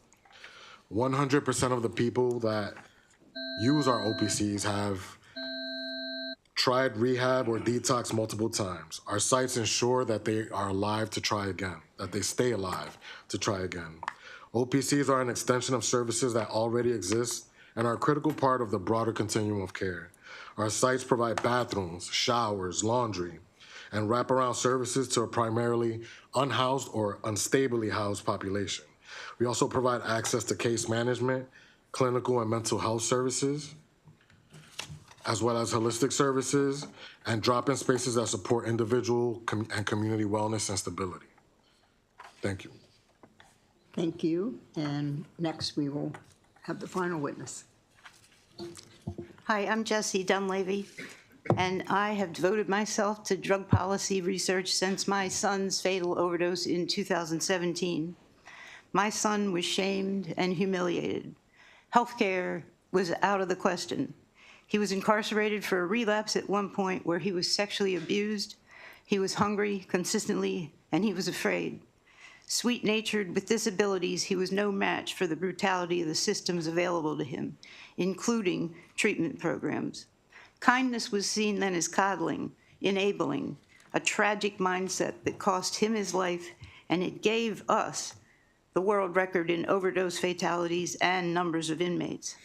But since that time, we've learned that we can't conflate addiction with moral deficiency, that people struggling with addiction are usually victims of other misfortunes, that punitive measures add disadvantage on top of disadvantage and fail to make a positive change. So now we have taken some life-saving steps. Naloxone is an example, drug test strips are another. Initiatives credited with the recent, although slight, decrease in fatalities, but this piecemeal approach isn't enough. Crucial among them are overdose prevention sites. They all need to work in concert, and they save lives and curtail the spread of disease. And because there's no judgment, they maximize connections that lead to voluntary treatment and the likelihood of recovery. Why do we have this reluctance to money-saving and life-saving initiatives? It's clearly bias. These programs appear to condone drug use. The way I see it, we made drugs illegal, which in turn made them deadly. Then we punish its victims and deny them health care. And we can't fathom the notion of safe use designed to keep people alive and pointed in the right direction along the continuum toward a productive life. And I've always wondered how it is that we're so comfortable with prisons and jails where dehumanization is the norm and abuse is routine, but we're uncomfortable with evidence-based health care proven to reduce deaths and promote recovery. I hope you pass this bill. Thank you very much. Thank you for your testimony. Senator Reedy. Madam Chair, Mr. it's Belcher, right? Mr. Yes. Belcher? Yes, thank you for being here. I'm curious, thanks for bringing the statistics of what you're doing in New York. How many of the 17,000, is it 17,000 people that you've served? 1,700 overdose interventions. 1,700, I'm sorry, Yes. 1,700. How many of those interventions led to treatment? How many of those folks? Treatment connection to treatment is not something we measure because it's not a linear journey. 100% of the people that have come to our overdose prevention centers have tried treatment. Since it's a system that's tied to insurance, we connect people to treatment on a daily basis. The point is to be ready when be ready to connect them when people are prepared to go to treatment. If we force someone into detox or rehab and they're released without a care plan, or they're released directly back into the same circumstances, what effect is that? We want to make sure that they get engaged into the care that they need. We want to make sure that we address all their immediate needs so that they can then focus on the larger needs, on the greater impact, why they're unhoused, and then we can develop that plan in that way. But all of our folks have definitely been to treatment, and we're referring people to those programs on a daily basis from every program in the On Point spectrum. Case management is referring people to detox and rehab. The outreach and public safety team is doing community outreach, meeting people where they are in encampments. They're also referring people to detox. OPC folks, the overdose prevention specialists that are in the OPC program are also making those referrals. So that's a connection that happens on a very frequent basis, but it's not something we use to measure our success, because across the board, no one else is using that as a measure of success, right? Our goal is to keep people alive long enough for them to continue to try to get better, since this is not a linear equation. Do you, appreciate that. Do you track how many people that have come through your system that eventually are in recovery? Do you have any statistics? I'm just curious how to keep track. I understand you're triaging, which I get, but one of the goals to me is not just preventing overdoses, as we look at these kind of things, would be figuring out how to get less people using drugs. Right. And that's a large goal, and I know it's not, like you said, it's not linear, it's true, but do you guys have like success stories and people that you've tracked with that can do you have any kind of percentage of people that get into long-term recovery? I can get back to you with information on a percentage, but we certainly have success stories where we've been able to guide people from, let's say, a chaotic drug use pattern into a stable drug use pattern, into maintenance drug use, and then eventually into treatment, recovery, and even employment. And then a final question, thank you, Madam Chair. Do you have age limits on how does it work for if someone presents that's a minor? It depends on the situation. If a person who presents as a minor, but they're exhibiting, there's evidence that they are already like an injection drug user or have been using drugs at a high rate, we will treat that person, but typically the age limit is 18. Okay, thank you. Yes. Thank you, Madam Chair. Senator Lamb. Thank you, Madam Chair. Thank you for that background information. Just wanted to follow up, given your experience in New York City and how that might be applicable here. You had said that only a fraction of the dose of nasal naloxone has led to healthier and better outcomes. Can you explain why that is? Yes, certainly. So in the OPC specifically, we're microdosing naloxone. We're using a 0.4 of the 4 milligram dose that is the nasal. This is an intramuscular injection, and it's just enough of the medication to stop the precipitated withdrawal that is caused by the 4 milligram dose. So for example, it won't make people sick. When you intervene in an overdose in the community, you're not sure how long that person has been out. You're not sure what substance they actually used, right? So you administer that 4 milligram dose. But because of the timing and the setting in the OPC, the staff is able to supervise and observe and intervene the moment that the person starts to become unresponsive. And so we can use that microdose, and that goes a long way in developing the relationship with the participant, because they're not being sent into that precipitated withdrawal. So that has been a huge key in saving plenty of lives and actually getting people into treatment and developing that rapport even further with our staff. Okay. And last question here, I guess you had, I think, mentioned that in most instances 911 doesn't need to be called, but so in the case of these overdoses, then who do you call? Right. So for the we're not calling them for overdose response support. We're primarily calling folks for if it's, for example, if it's the end of a shift and we have someone who still needs to be monitored, we'll do a transfer of care to 911 or EMS.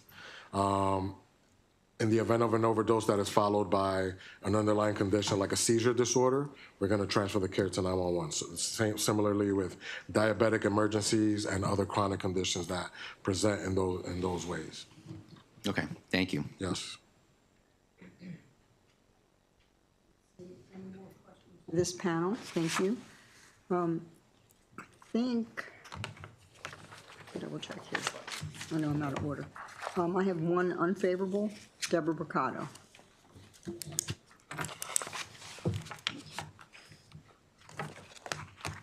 Thank you. Thank you.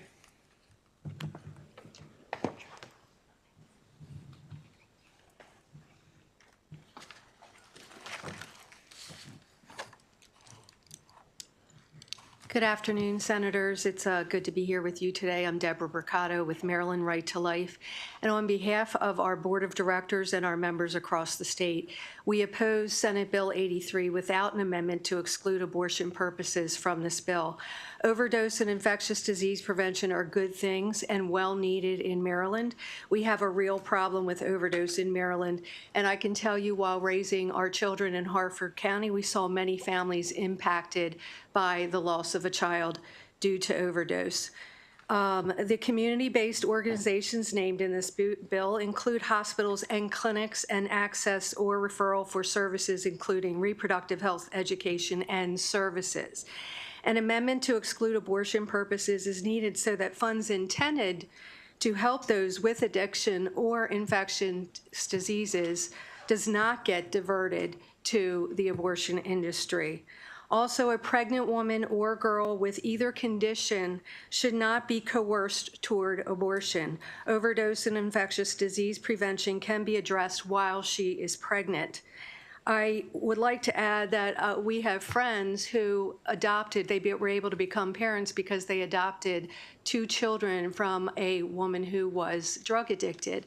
First, they adopted 1 child, and then when the woman found out she was pregnant again, asked the agency to contact this family and adopt her 2nd child. So although she struggles with addiction and other issues in her life, she wanted her children to live and she wanted them to have a family. Those 2 children are thriving today. They are 3 and 4 years old. So a woman who is struggling with addiction or infectious diseases should receive that treatment and not feel coerced into going to an abortion center and ending her pregnancy. These are good things, trying to prevent overdose and trying to prevent the spread of infectious diseases. But let's make sure that any monies allocated by this bill do go to that for those intentions and not for any other intentions. And the best way to do that is to explicitly say that in this bill. So we recommend an amendment. Without it, we ask for an unfavorable report on SB 83. Thank you. Thank you for your testimony. I don't see any questions. That ends the hearing on Senate Bill 83. And now the Vice Chair will take over. Thank you, Madam Chair. Next, we will hear Senate Bill 371, with the sponsor being Chair Senator Beidle. And let's see who's on the panel there. 371. Madam Chair, would you, okay, Dina has already joined you. Here we are. I'm here. Thank you. Thank you for being here. So, thank you, Mr. Vice Chair and members of the committee. I actually put this bill in for the State Board of Pharmacy because I don't know if the governor was out of LR numbers or if they were just a little bit late. So I'm going to turn this right over to Deanna. So thank you for being here. Okay, you're quite welcome. And thank you for sponsoring the bill for us. So on behalf of the Board of Pharmacy, I'm Dina Spates-Napata, Executive Director. And I would like to give you a little bit of information about why we think this bill is important. So this bill will allow the board to have increased control over the licensing process and also allow us to rely less on the U.S. Postal Service, which has become increasingly more and more unfavorable to the board in terms of our moving of the mail. And a lot of it just has to do with the hub where we're located. So it's not, saying that all of the Postal Service is a mess, but where we are, we're having quite some challenges, which makes this bill even more important to us. So what this would do would be to allow us to send electronic notices for renewals to our licensee population. They would be receiving it by email instead of waiting to receive it by mail. We have found that we've had a lot of return mail, particularly because our technician population tends to be a newer working population just coming into the workforce. They tend to move around a lot, and we get a lot of return mail as a result of it. So it's an administrative burden, and it also slows down the licensing process for our population. So that's one of the reasons. Also, it will allow us to get the notice to the licensee sooner. So rather than waiting for the mail that can take up to 2 weeks on the average, they'll get it immediately, when we send the email. And we will notify licensees about the electronic email regulation by website, by newsletter, and by email blast. We always use those three main forms of communication to communicate to our 30 to 40,000 licensees that we have at the Maryland Board of Pharmacy so that we can make sure that they get the notification information. And then finally, we also, just for your information, the board has a 5-day-a-week, 7-hour-a-day customer service office that's open to our licensees, and they have taken full and complete advantage of. They come there at least on the average 10 to 20 individuals a day come to the open to actually do business there. So if by chance they're caught off guard, they miss something about their renewal, they miss some information, they can come in, they can use a credit card, they can pay their renewal fee there, and we found that that's been of a big benefit to our population. So all in all, we're always looking at how we can improve our services, and we feel that this bill will allow us to improve our services. So I hope that you will review it and give out a favorable report. Thank you. Thank you. Are there any questions on Senate Bill 371? Seeing none, thank you, Madam Chair and panel. This ends the hearing on Senate Bill 371. Next, we will hear Senate Bill 423. Chair Bidle. Thank you, Mr. Vice Chair and members of the committee. Senate Bill 423 has a very similar story. I have a panel, Madeline Del Greco and Michael Tran, if they're here. I hope they are, because I can't begin to explain this bill. Are they virtual? Oh, no, we're right here. Oh, there they are. Thank you. So again, this was a bill that was a little late for the administration, and I just agreed to file it for the opportunity for the board. So thank you.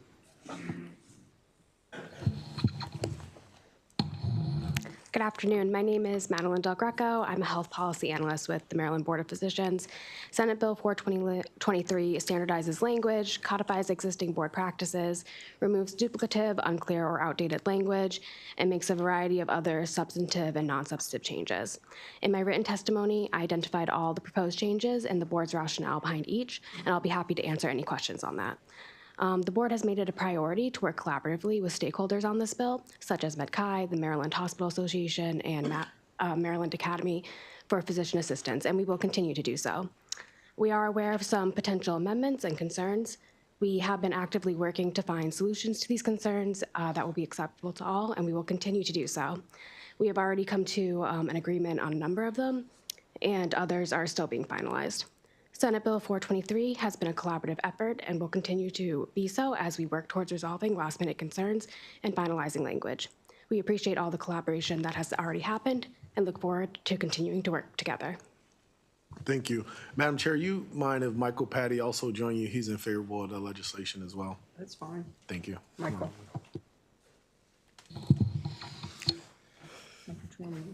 Yeah, good afternoon, Mr. Vice Chair and Senate Finance Committee. My name is Michael Tran with the Maryland Board of Physicians. I would just like to thank Chair Beidel for sponsoring this bill and just urge a favorable report on SB 423.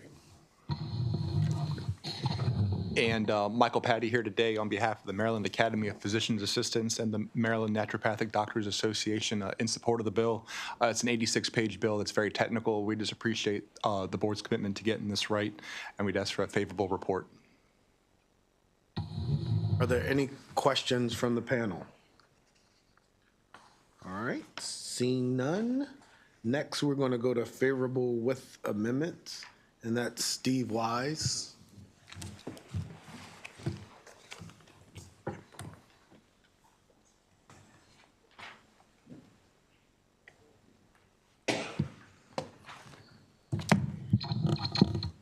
Thank you, Mr. Vice Chairman. Steve Wise here today on behalf of MedChi, the State Medical Society. And as the board indicated, we've had quite a number of discussions. I would say that we're down to a couple of issues that we're still working on. I'll touch on those very briefly. The bill does a lot of things. A lot of it's technical, but on the substantive provisions, the bill takes one of the disciplinary grounds, which is currently gross overutilization of healthcare services. So that's something that a physician can be disciplined on. It proposed to change that language to a pattern of conduct, and we're trying to find something that sort of falls in between those two. Another area where we're continuing to talk is there are reporting obligations for hospitals and other institutions when a physician or allied health profession has been disciplined within the workplace or they voluntarily resigned. The bill adds the word employer to that. So it would leave the hospital and related institutions and apply to anybody that employs a physician. Where we're concerned with that is it's a little bit different dynamic in a small practice versus a hospital where you have sort of a due process and quality controls that may not exist in a smaller practice, but we are in conversation about that. Finally, one issue that's not in the bill that we do want to bring to the attention of the committee, which has come up before, the evidentiary standard in a disciplinary proceeding against a physician requires a preponderance of the evidence to find the physician guilty of wrongdoing. We have always pushed for that to be clear and convincing evidence, which is a higher standard, and it is a standard that is used for attorneys before they're disciplined. That is not in the bill, but it came up in our discussion, and we wanted to bring it to the attention of the committee. I know that the board does not support that change. Happy to take any questions. Thank you for your testimony. Are there any questions? Seeing none.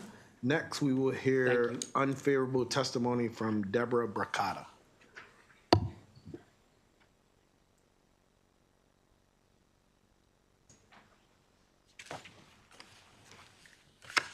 Hello again, Deborah Bracata with Maryland Right to Life.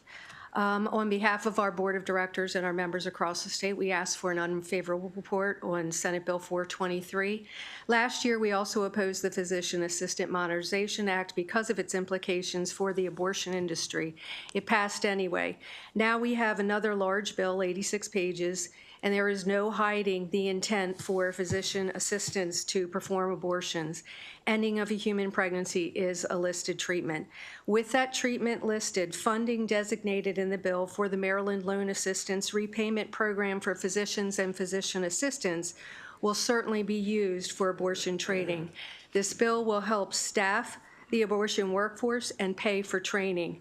The Abortion Care Access Act of 2022 already requires coverage of abortion through Medicaid and private health insurance, and there is already a non-lapsing $3.5 million a year training fund for abortion. The abortion industry is leaving no stone unturned to find more dollars. With abortion as a Maryland priority, women and girls needing help for motherhood or being left behind, Maryland can do better. We ask that you give an unfavorable report on Senate Bill 423. Thank you for your testimony, Ms. Bracata. Are there any questions? Seeing none, thank you so very much. That was our last person signed up to testify, so with no questions, this ends the hearing on Senate Bill 423. Next, we will hear from Madam Chair for the last time on Senate Bill 407. Thank you, Mr. Vice Chair. Thank you, everyone on the committee. I know it's getting late. This is my bill, though. This was not an administration bill. So if I can bring up Janet Selway, J.D. Murphy, Nelia Russell, please, if they're here, please come up. Absolutely. Thank you. And Sarah Peters as well. And Sarah Peters, thank you. Yeah, your name was written here too, Sarah, just in black. So thank you, Mr. Vice Chair and members of the committee. So, you know, for a couple of years, we had a bill that would require a nurse compact for advanced prac nursing licenses. And for a number of reasons, I've never really supported that. And in like 20 years, 4 states have signed on to the compact. So there are issues with the compact. What this bill would do is require that the Board of Nursing begin discussions for reciprocity. So it's a different process than a compact. Reciprocity is a different process. So all the bill really does is directs the Maryland State Board of Nursing to pursue advanced practice nursing reciprocity agreements with Maryland's border states, including Delaware, Pennsylvania, Virginia, West Virginia, and the District of Columbia. The Board of Nursing shall also report back annually on the status of these negotiations, including whether agreements have been entered into and terms of such agreements. If the Board of Nursing is unsuccessful in securing any reciprocal agreements, they shall report any barriers to entering into these agreements along with suggestions for any regulatory or legislative changes. The board has already told me they don't think that they can work with this. So I don't know how they're going to receive this if we pass this bill requiring them to continue the discussion. But Maryland faces ongoing challenges in maintaining an adequate healthcare workforce, particularly in underserved and rural areas. By facilitating licensure reciprocity with neighboring states, this bill will make it easier for qualified advanced nurse practice registered nurses to practice in Maryland. There is a group of advanced practice nurses that have opposed the compact, and at one point the nursing board said to me, well, that's only 800 nurses. Well, if 800 nurses oppose a compact, there's something that we need to be considering. And so I have testimony here from some of the nurses that are part of the Maryland Advanced Practice Nurse Organization. And I don't know if you want to start with Sarah or? I'll turn it to Jennifer first. Okay. That ends my testimony, Mr. Vice Chair. Thank you. Good afternoon, Chair Bidle, and thank you for sponsoring this bill, and Vice Chair Hayes and members of the committee. I'm Dr. Janet Selway. I speak today for the Nurse Practitioner Association of Maryland, the only organization that exclusively represents Maryland nurse practitioners. I've been a nurse practitioner since 1988, and I do direct one of 7 nurse practitioner programs at the University of Maryland. I also provide primary care to an underserved, uninsured population on the governor's Wellmobile. This bill would require, as you heard, the Board of Nursing to explore this potential for APRN license reciprocity, and we request a favorable report. HRSA, the Health Resources and Services Administration, has identified 60 primary care and 52 mental health care professional shortage areas in Maryland, or the HPSAs. And there's also a dire shortage of anesthesia providers. And OBGYN physician retirements are fast outpacing replacements. Licensure reciprocity would enhance rapid entry of APRNs into practice and help strengthen the healthcare workforce. The Maryland Board of Physicians implemented this license reciprocity with DC and Virginia licensed physicians. They will accept a DC or Virginia license as sufficient evidence that the physician applicant has met some or all of the requirements for Maryland licensure, and therefore avoiding a repetitive, lengthy, time-consuming credentialing process. Why not explore a similar model for APRNs? The option I hear has been popular. In the first 4 months alone, the board issued more than 80 licenses to DC and Virginia physicians by reciprocity. A reciprocity agreement between 2 states does not preclude an APRN compact, although we would hope it would be a revised one. It does not impact APRN scope of practice, respects the autonomy of each state, preserves board oversight of APRN practice in Maryland, facilitates access to telehealth services in surrounding jurisdictions, and could generate revenue from licensing fees. Thank you.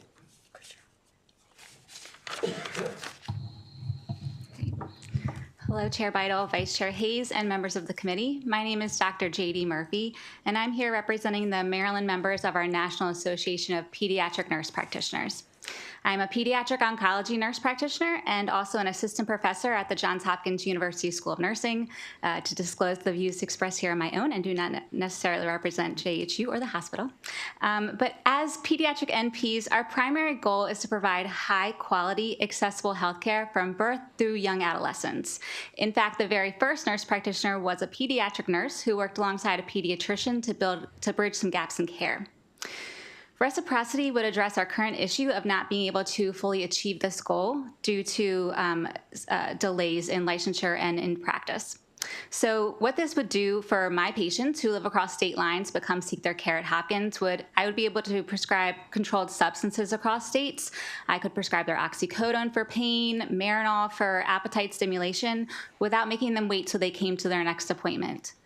This goes hand in hand with expanding care via telehealth. We've heard lots of testimonies today about our needs for mental health care and other services, that we don't have enough licensed providers to meet that need. And so this would help bridge that gap. And then there's also a limited number of pediatric acute care nurse practitioners. We talk a lot about primary care needs, but there actually are a lot of nurse practitioners working in the hospital. And so in the pediatric world, that's working in intensive care units, oncology, cardiology. These are really hard jobs to fill. We make up less than 5% of all licensed nurse practitioners. And so when there is a gap there, it takes a very long time to fill that. And so this could really reduce that time spent waiting to find somebody who might live in a nearby state to come quickly fill in that gap. And so SB 407 represents a forward-thinking approach to modernizing our licensure and certification processes, and this will improve quality of care for Maryland children and their families. And so we urge a favorable vote, and thank you for your time. Vice Chair Hayes, members of the committee, Sarah Peters with Hush Blackwell Strategies, here on behalf of the Nurse Practitioners Association of Maryland, just to shed light on where we are and how we got here. So Compact has been entertained for quite some years, but we have always pushed back because of full practice authority here in the state of Maryland, along with, I believe, 28 other states. And we don't believe in some of the scope provisions that came as a result of political compromise among the states. And so we had always urged the Board of Nursing to consider something else, this something else being reciprocity. We know the Board of Physicians has it with DC and Virginia. It was so popular in the first 4 months, 80 applicants. And so MDH said, well, we should probably introduce a bill allowing all the health occupations to enter into reciprocal agreements, giving them that statutory authority. So here we are, Board of Nursing has it. We have expressed our interest in entering into reciprocal agreements, and we have not heard that that is their will to continue with it. Thus, this bill to have them have conversations with their nearby states. We have looked at other documents that have circulated around the web, and we did pull that the executive director of Virginia did reach out to Maryland, and Maryland said, no, we're not interested in reciprocal licensure, but it's very clear Virginia is, one of which, again, the Board of Physicians has entered into. So we want to see where these conversations can go. We think they're very meaningful to a state like Maryland that is surrounded by West Virginia and Pennsylvania and DC. So we would appreciate a favorable report. Last, Madam Chair, we're going to hear from your virtual witness, Ms. Nayla Russell. Hi, thank you, Vice Chair Hayes. My name is Dr. Nyla Russell, and I am here to speak to you today about Senate Bill 407, which would empower the Board of Nursing to pursue reciprocity. I'm here to speak to you today as a certified nurse practitioner as well as a military spouse. I did submit written testimony, which you may refer to. I think it's just important to recognize the scope of military spouses in their impact to the healthcare system in Maryland, as well as the surrounding states and territory of DC. There's 14,292 active duty military spouses, and many of those are employed in healthcare, like me as an advanced practice registered nurse. So I outlined some of the barriers that come with nurse licensure, especially as a nurse practitioner. And that is something that is still in place despite the expedited licensure for military spouses.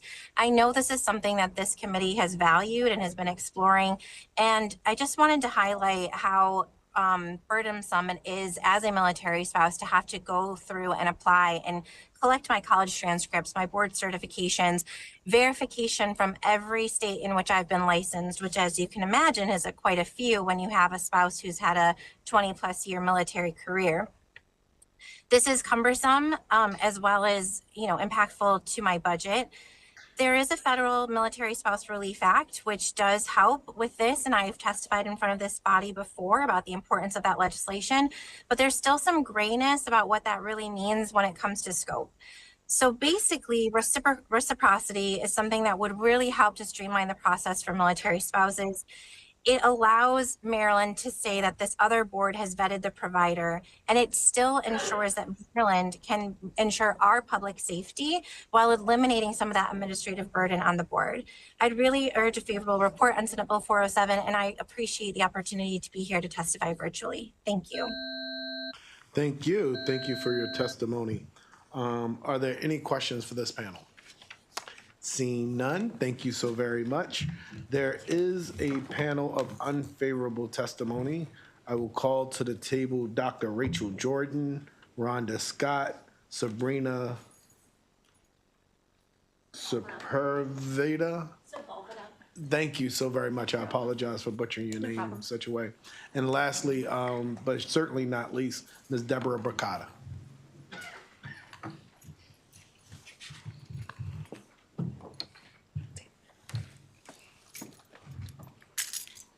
We'll start with Dr. Rachel Jordan.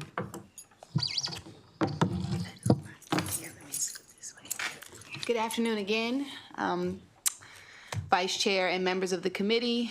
Again, my name is Dr. Rachel Jordan, and this time I'm testifying in the capacity of the Secretary and Advanced Practice Member for the Board of Nursing. I'm also a board-certified family nurse practitioner. So to reiterate or at least express some of the things that you're going to hear today about this oppositional testimony. The board is not opposed to license portability, and in fact, increasing APRNs or the workforce in Maryland is a priority. However, we don't believe that reciprocity is the best solution. If you look at most of the states that are listed or named in SB 407, most of them are in support of the compact. In fact, Delaware has already passed legislation. I know we had heard that the compact has been around for 20+ years, but in fact, the first legislative efforts were in 2021 with Delaware and North Dakota signing on. The compact has been around, or there's been a model that was approved in 2020, so it's been around for about 4 legislative sessions. Reciprocity is variable. And so one of the things that we looked at, the compact versus reciprocity, is the compact brings us all to a standard of practice, whereas reciprocity, I practice at the highest level of my license in Maryland, but Virginia requires that I be under the supervision of a physician for 5 years. It was previously 3, now it's 5. The District of Columbia is unlikely to support this because most of their workforce lives outside of the District of Columbia, so they would be losing funding for their licensure fees. Reciprocity also only addresses a regional issue with portability. But like we saw with COVID, if something is impacting Maryland, it is likely to be impacting our neighboring states, which means those APRNs may not be able to mobilize here versus looking at other states in the U.S. So therefore, with all of this and the other testimony, we request an unfavorable report. Thank you for your testimony. Next. In order, we could go, where was I at? Oh, I'm sorry, Rhonda Scott, Sabrina, and then Ms. Deborah Bricata. Thank you, Mr. Vice Chair. Good afternoon, members of the committee. My name is Rhonda Scott, Executive Director for the Maryland Board of Nursing, and I'm here to testify on behalf of the board in opposition to Senate Bill 407. As stated, the board supports license portability and equality of independence. However, it does not believe that Senate Bill 407 is the answer. Senate Bill 407 proposes to use limited board resources on duplicative work. The bill is asking the boards of nursing from regional jurisdictions to engage in conversations that they just concluded not many years ago. In 2020, boards of nursing developed and approved the APRN compact model language. And as recent as 2023, nursing regulators again reaffirmed their support for the APRN compact. It is unlikely that boards of nursing would engage in these discussions, especially when several have already taken steps to explore the APRN compact as Maryland has. In 2022, the board surveyed over 2,000 APRNs to understand the need for APRN Compact and APRN's views on the Compact. 72% of APRNs reported providing nursing care across state lines in the 24 months prior to the survey period. 94% support Maryland joining the APRN Compact. We have 15,402 total individuals holding one or more active status APRN licenses. These individuals are not only in the listed jurisdictions. When we look at APRNs licensed in Maryland, but with addresses in other jurisdictions, 4,500 have an address of record outside of Maryland, and over 50% of those, 2,334, have an address of record outside of the jurisdictions listed.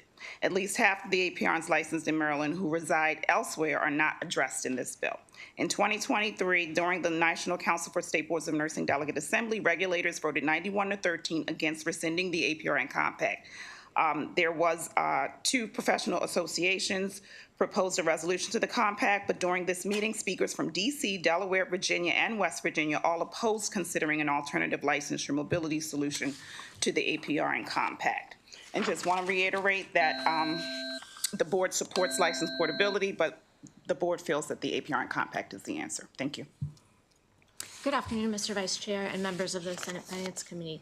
I would like to thank the sponsor, Senator Bidel, for our shared goal of increasing healthcare access through provider portability, but I would like to highlight some concerns with reciprocity. First, reciprocity agreements would establish an insufficient patchwork of regulations for APRN practice. Consider that Pennsylvania requires physician supervision for APRNs, and you heard Dr. Sherman say about Virginia's mandate for a 5-year supervisory period for nurse practitioners, and West Virginia also limits CRNA independence. No reciprocity agreement can override these state-specific regulations. An APRN compact would have uniform standards of practice. Second is public safety concerns. Let me share a case study from the Journal of Nursing Regulation in 2021. During the COVID-19, when New York State, who is a non-nurse licensure compact state, enacted temporary reciprocity through executive order, a nurse practicing under those orders diverted controlled substances and tampered with medication vials, putting patients at risk. Because New York lacked proper jurisdiction under reciprocity, they could not investigate or take disciplinary action. This left the nurse free to continue practicing while awaiting investigation by their home state. This is exactly the type of regulatory gap an untested regulatory mechanism like SB 407 could create. The APRN Compact establishes the state's authority for disciplinary action towards practitioners. Third, and most importantly, you've heard that APRNs have already expressed their clear voice in support.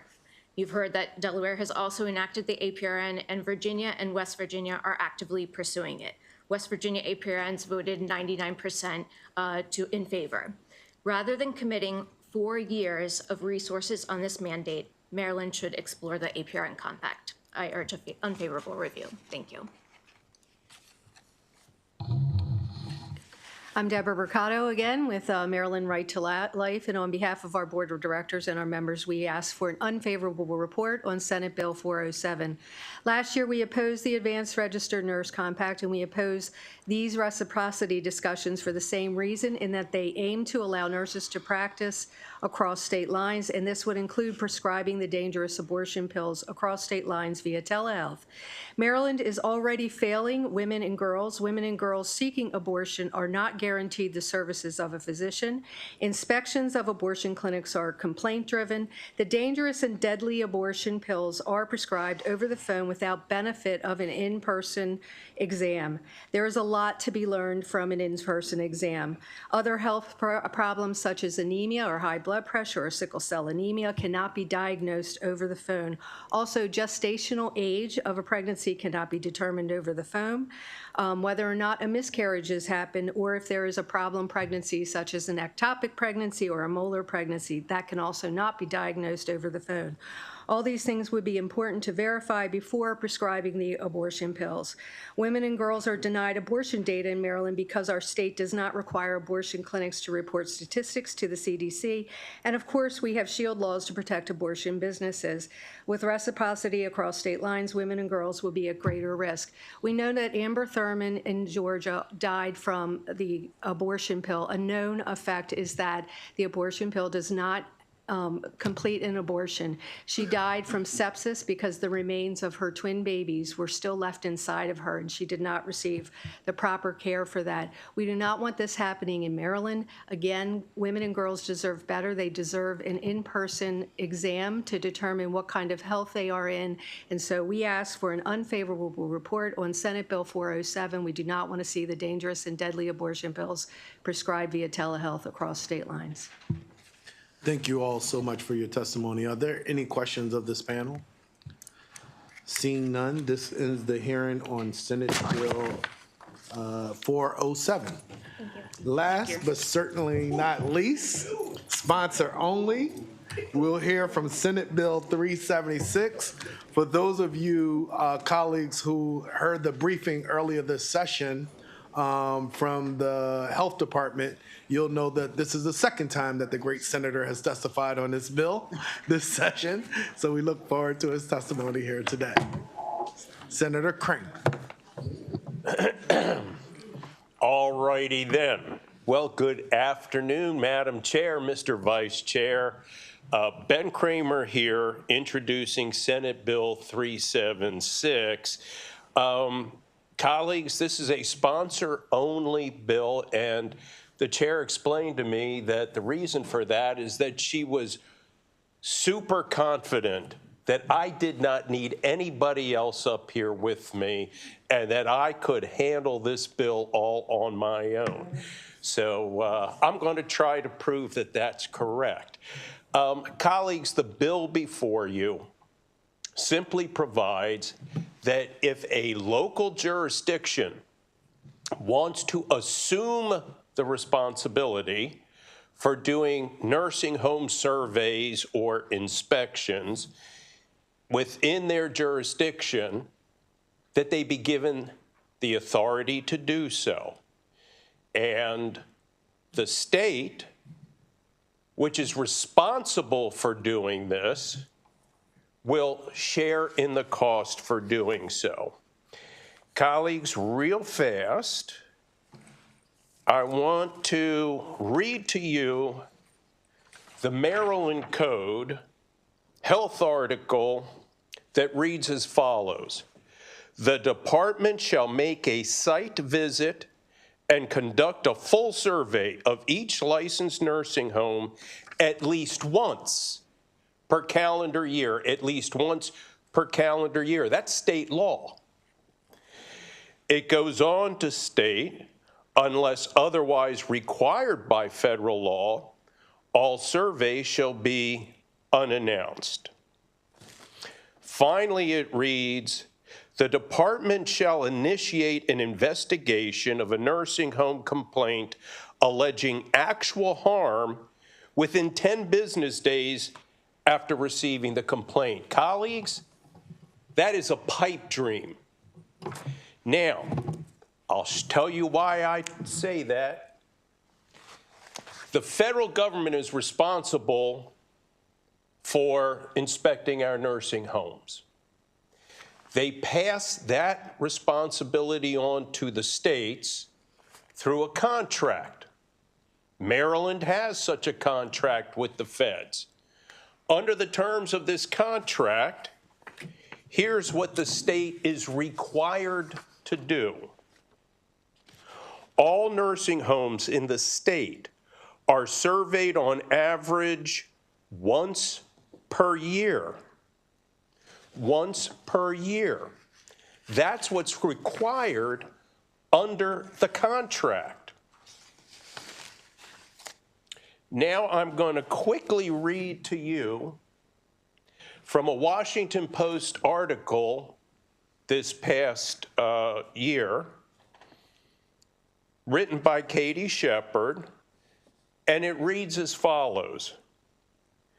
Nursing home residents sued the Maryland Department of Health and Health Secretary Laura Herrera Scott this week for allegedly violating the Americans with Disabilities Act and other federal requirements by failing to inspect facilities and address a backlog of complaints of subpar and even dangerous conditions.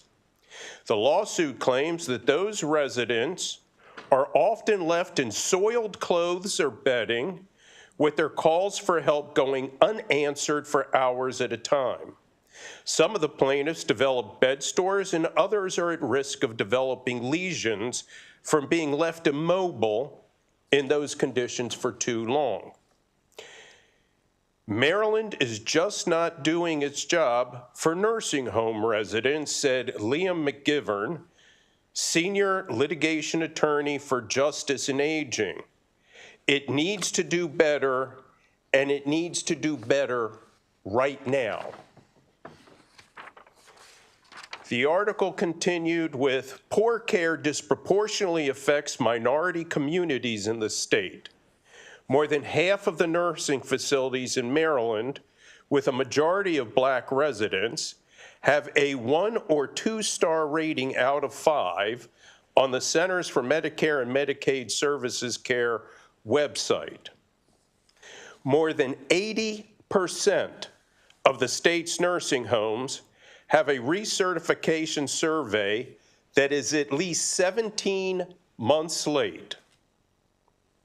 The state has failed to inspect 104 nursing home facilities for more than 4 years.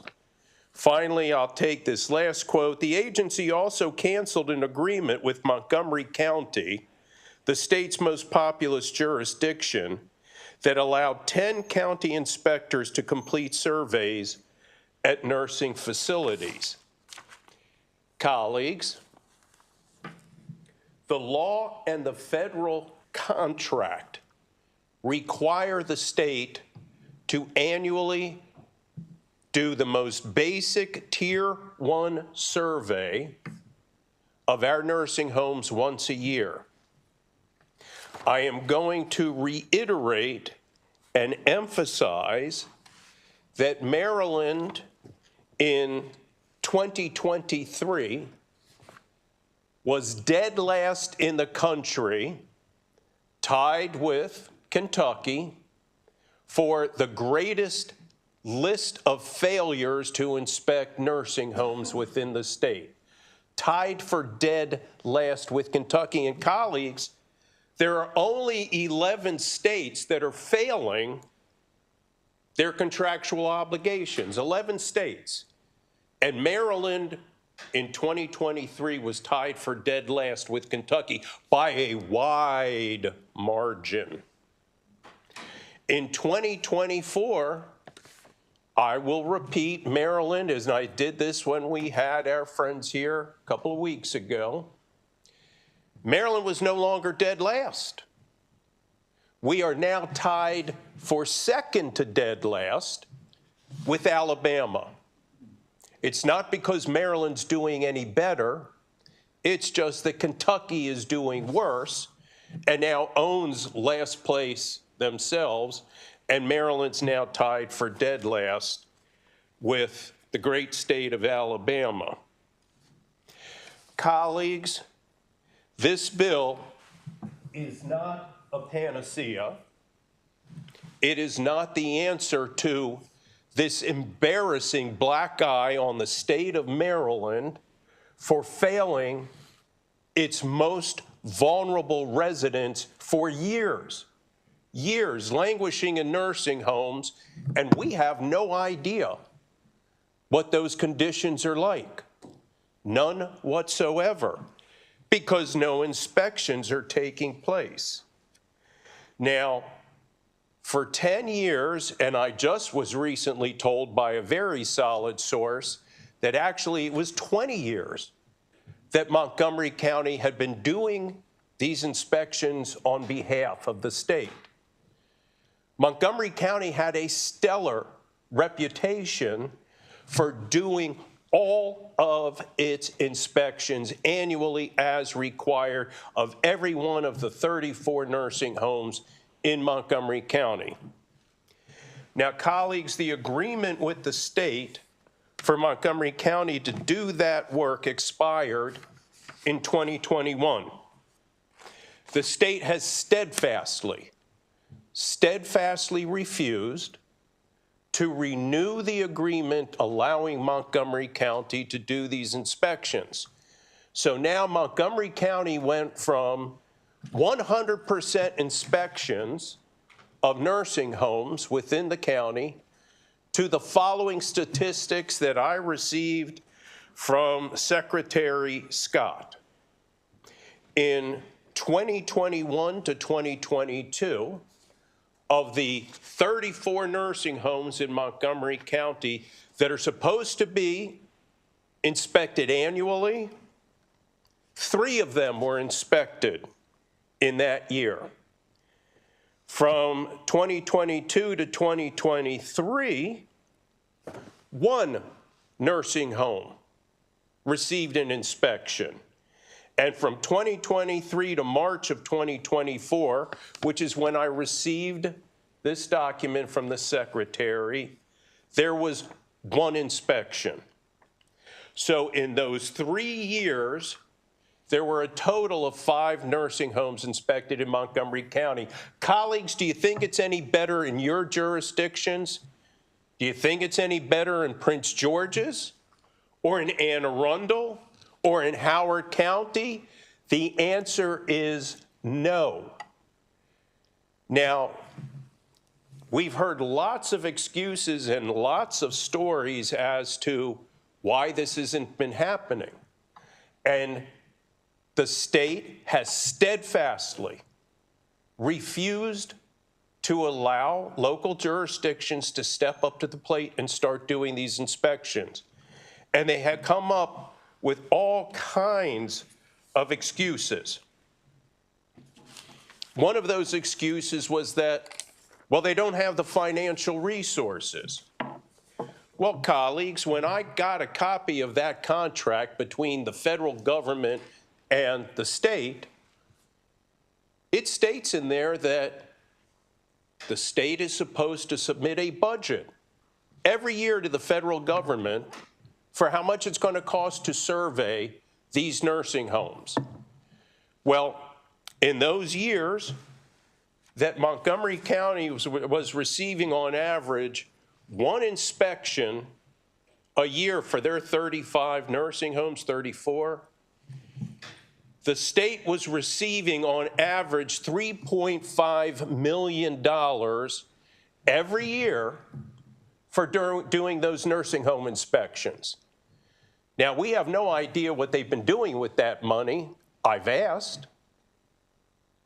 I haven't gotten an answer as to where that $3.5 million a year, as is their responsibility, send a budget to the feds. The feds say, okay, here's the money to do the job. But guess what? The job has not been done even remotely within the requirements of the state's contract with the federal government. I am shocked, quite frankly, that the feds have not slammed the state with penalties for our total failure to protect our most vulnerable in our nursing homes. Colleagues, it is absolutely inexcusable. I will note that there's lots of written support for this bill. There's only 1 letter of opposition, in fact. And very disappointingly, but not surprisingly, colleagues, that letter of opposition is from the Secretary of Health. And why the Secretary would refuse to allow local jurisdictions to step up to the plate and take over this responsibility. And here are the excuses we've heard. The state doesn't have enough surveyors to do the job. Secretary sat here, made that exact statement. Then allow the locals to step up and do it if you don't have enough.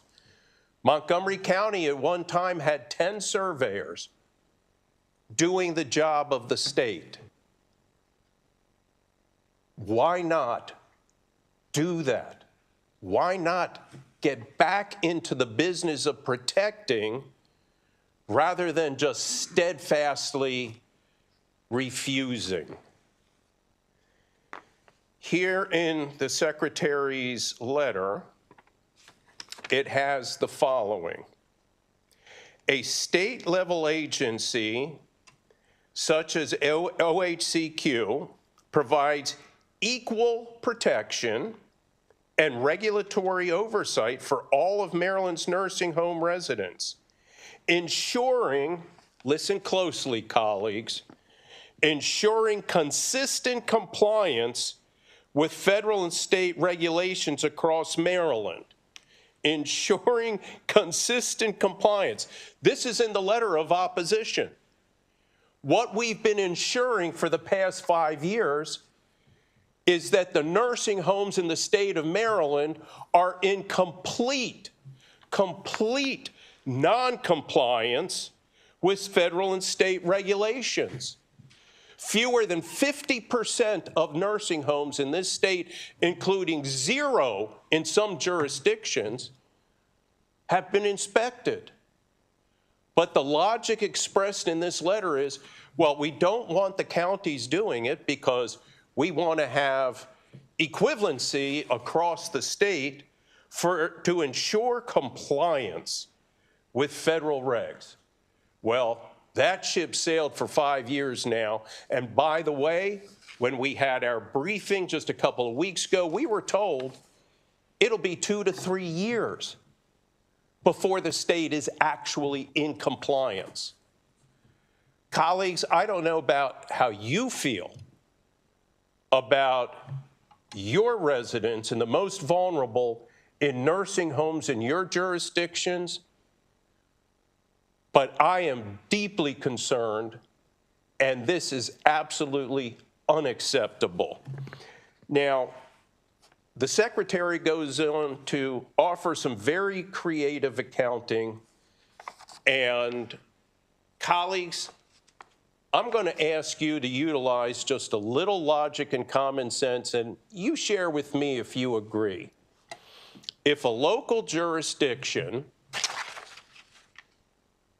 takes over this job for the state is no longer doing it.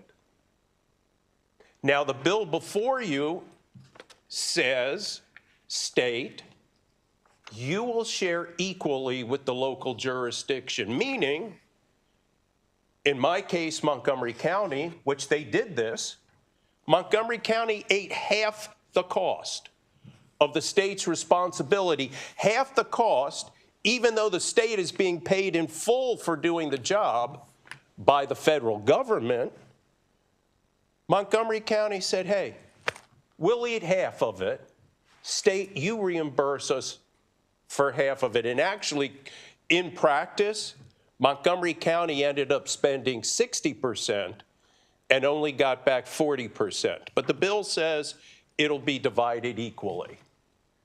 Somehow, the fuzzy math that we've received in this letter of opposition indicates that the state is somehow going to have even greater costs if the locals do this on their behalf. And colleagues, it defies logic. Explain to me how, if the local jurisdiction steps up to the plate to protect their most vulnerable and says, we're spending the money to do it. We're hiring, we're training, it's our personnel, but share with us at least half of the cost, because otherwise the state would be eating 100% of it, and yet we've got a letter of opposition that says this is going to cost additional monies. Finally, colleagues, while I was sitting at the most recent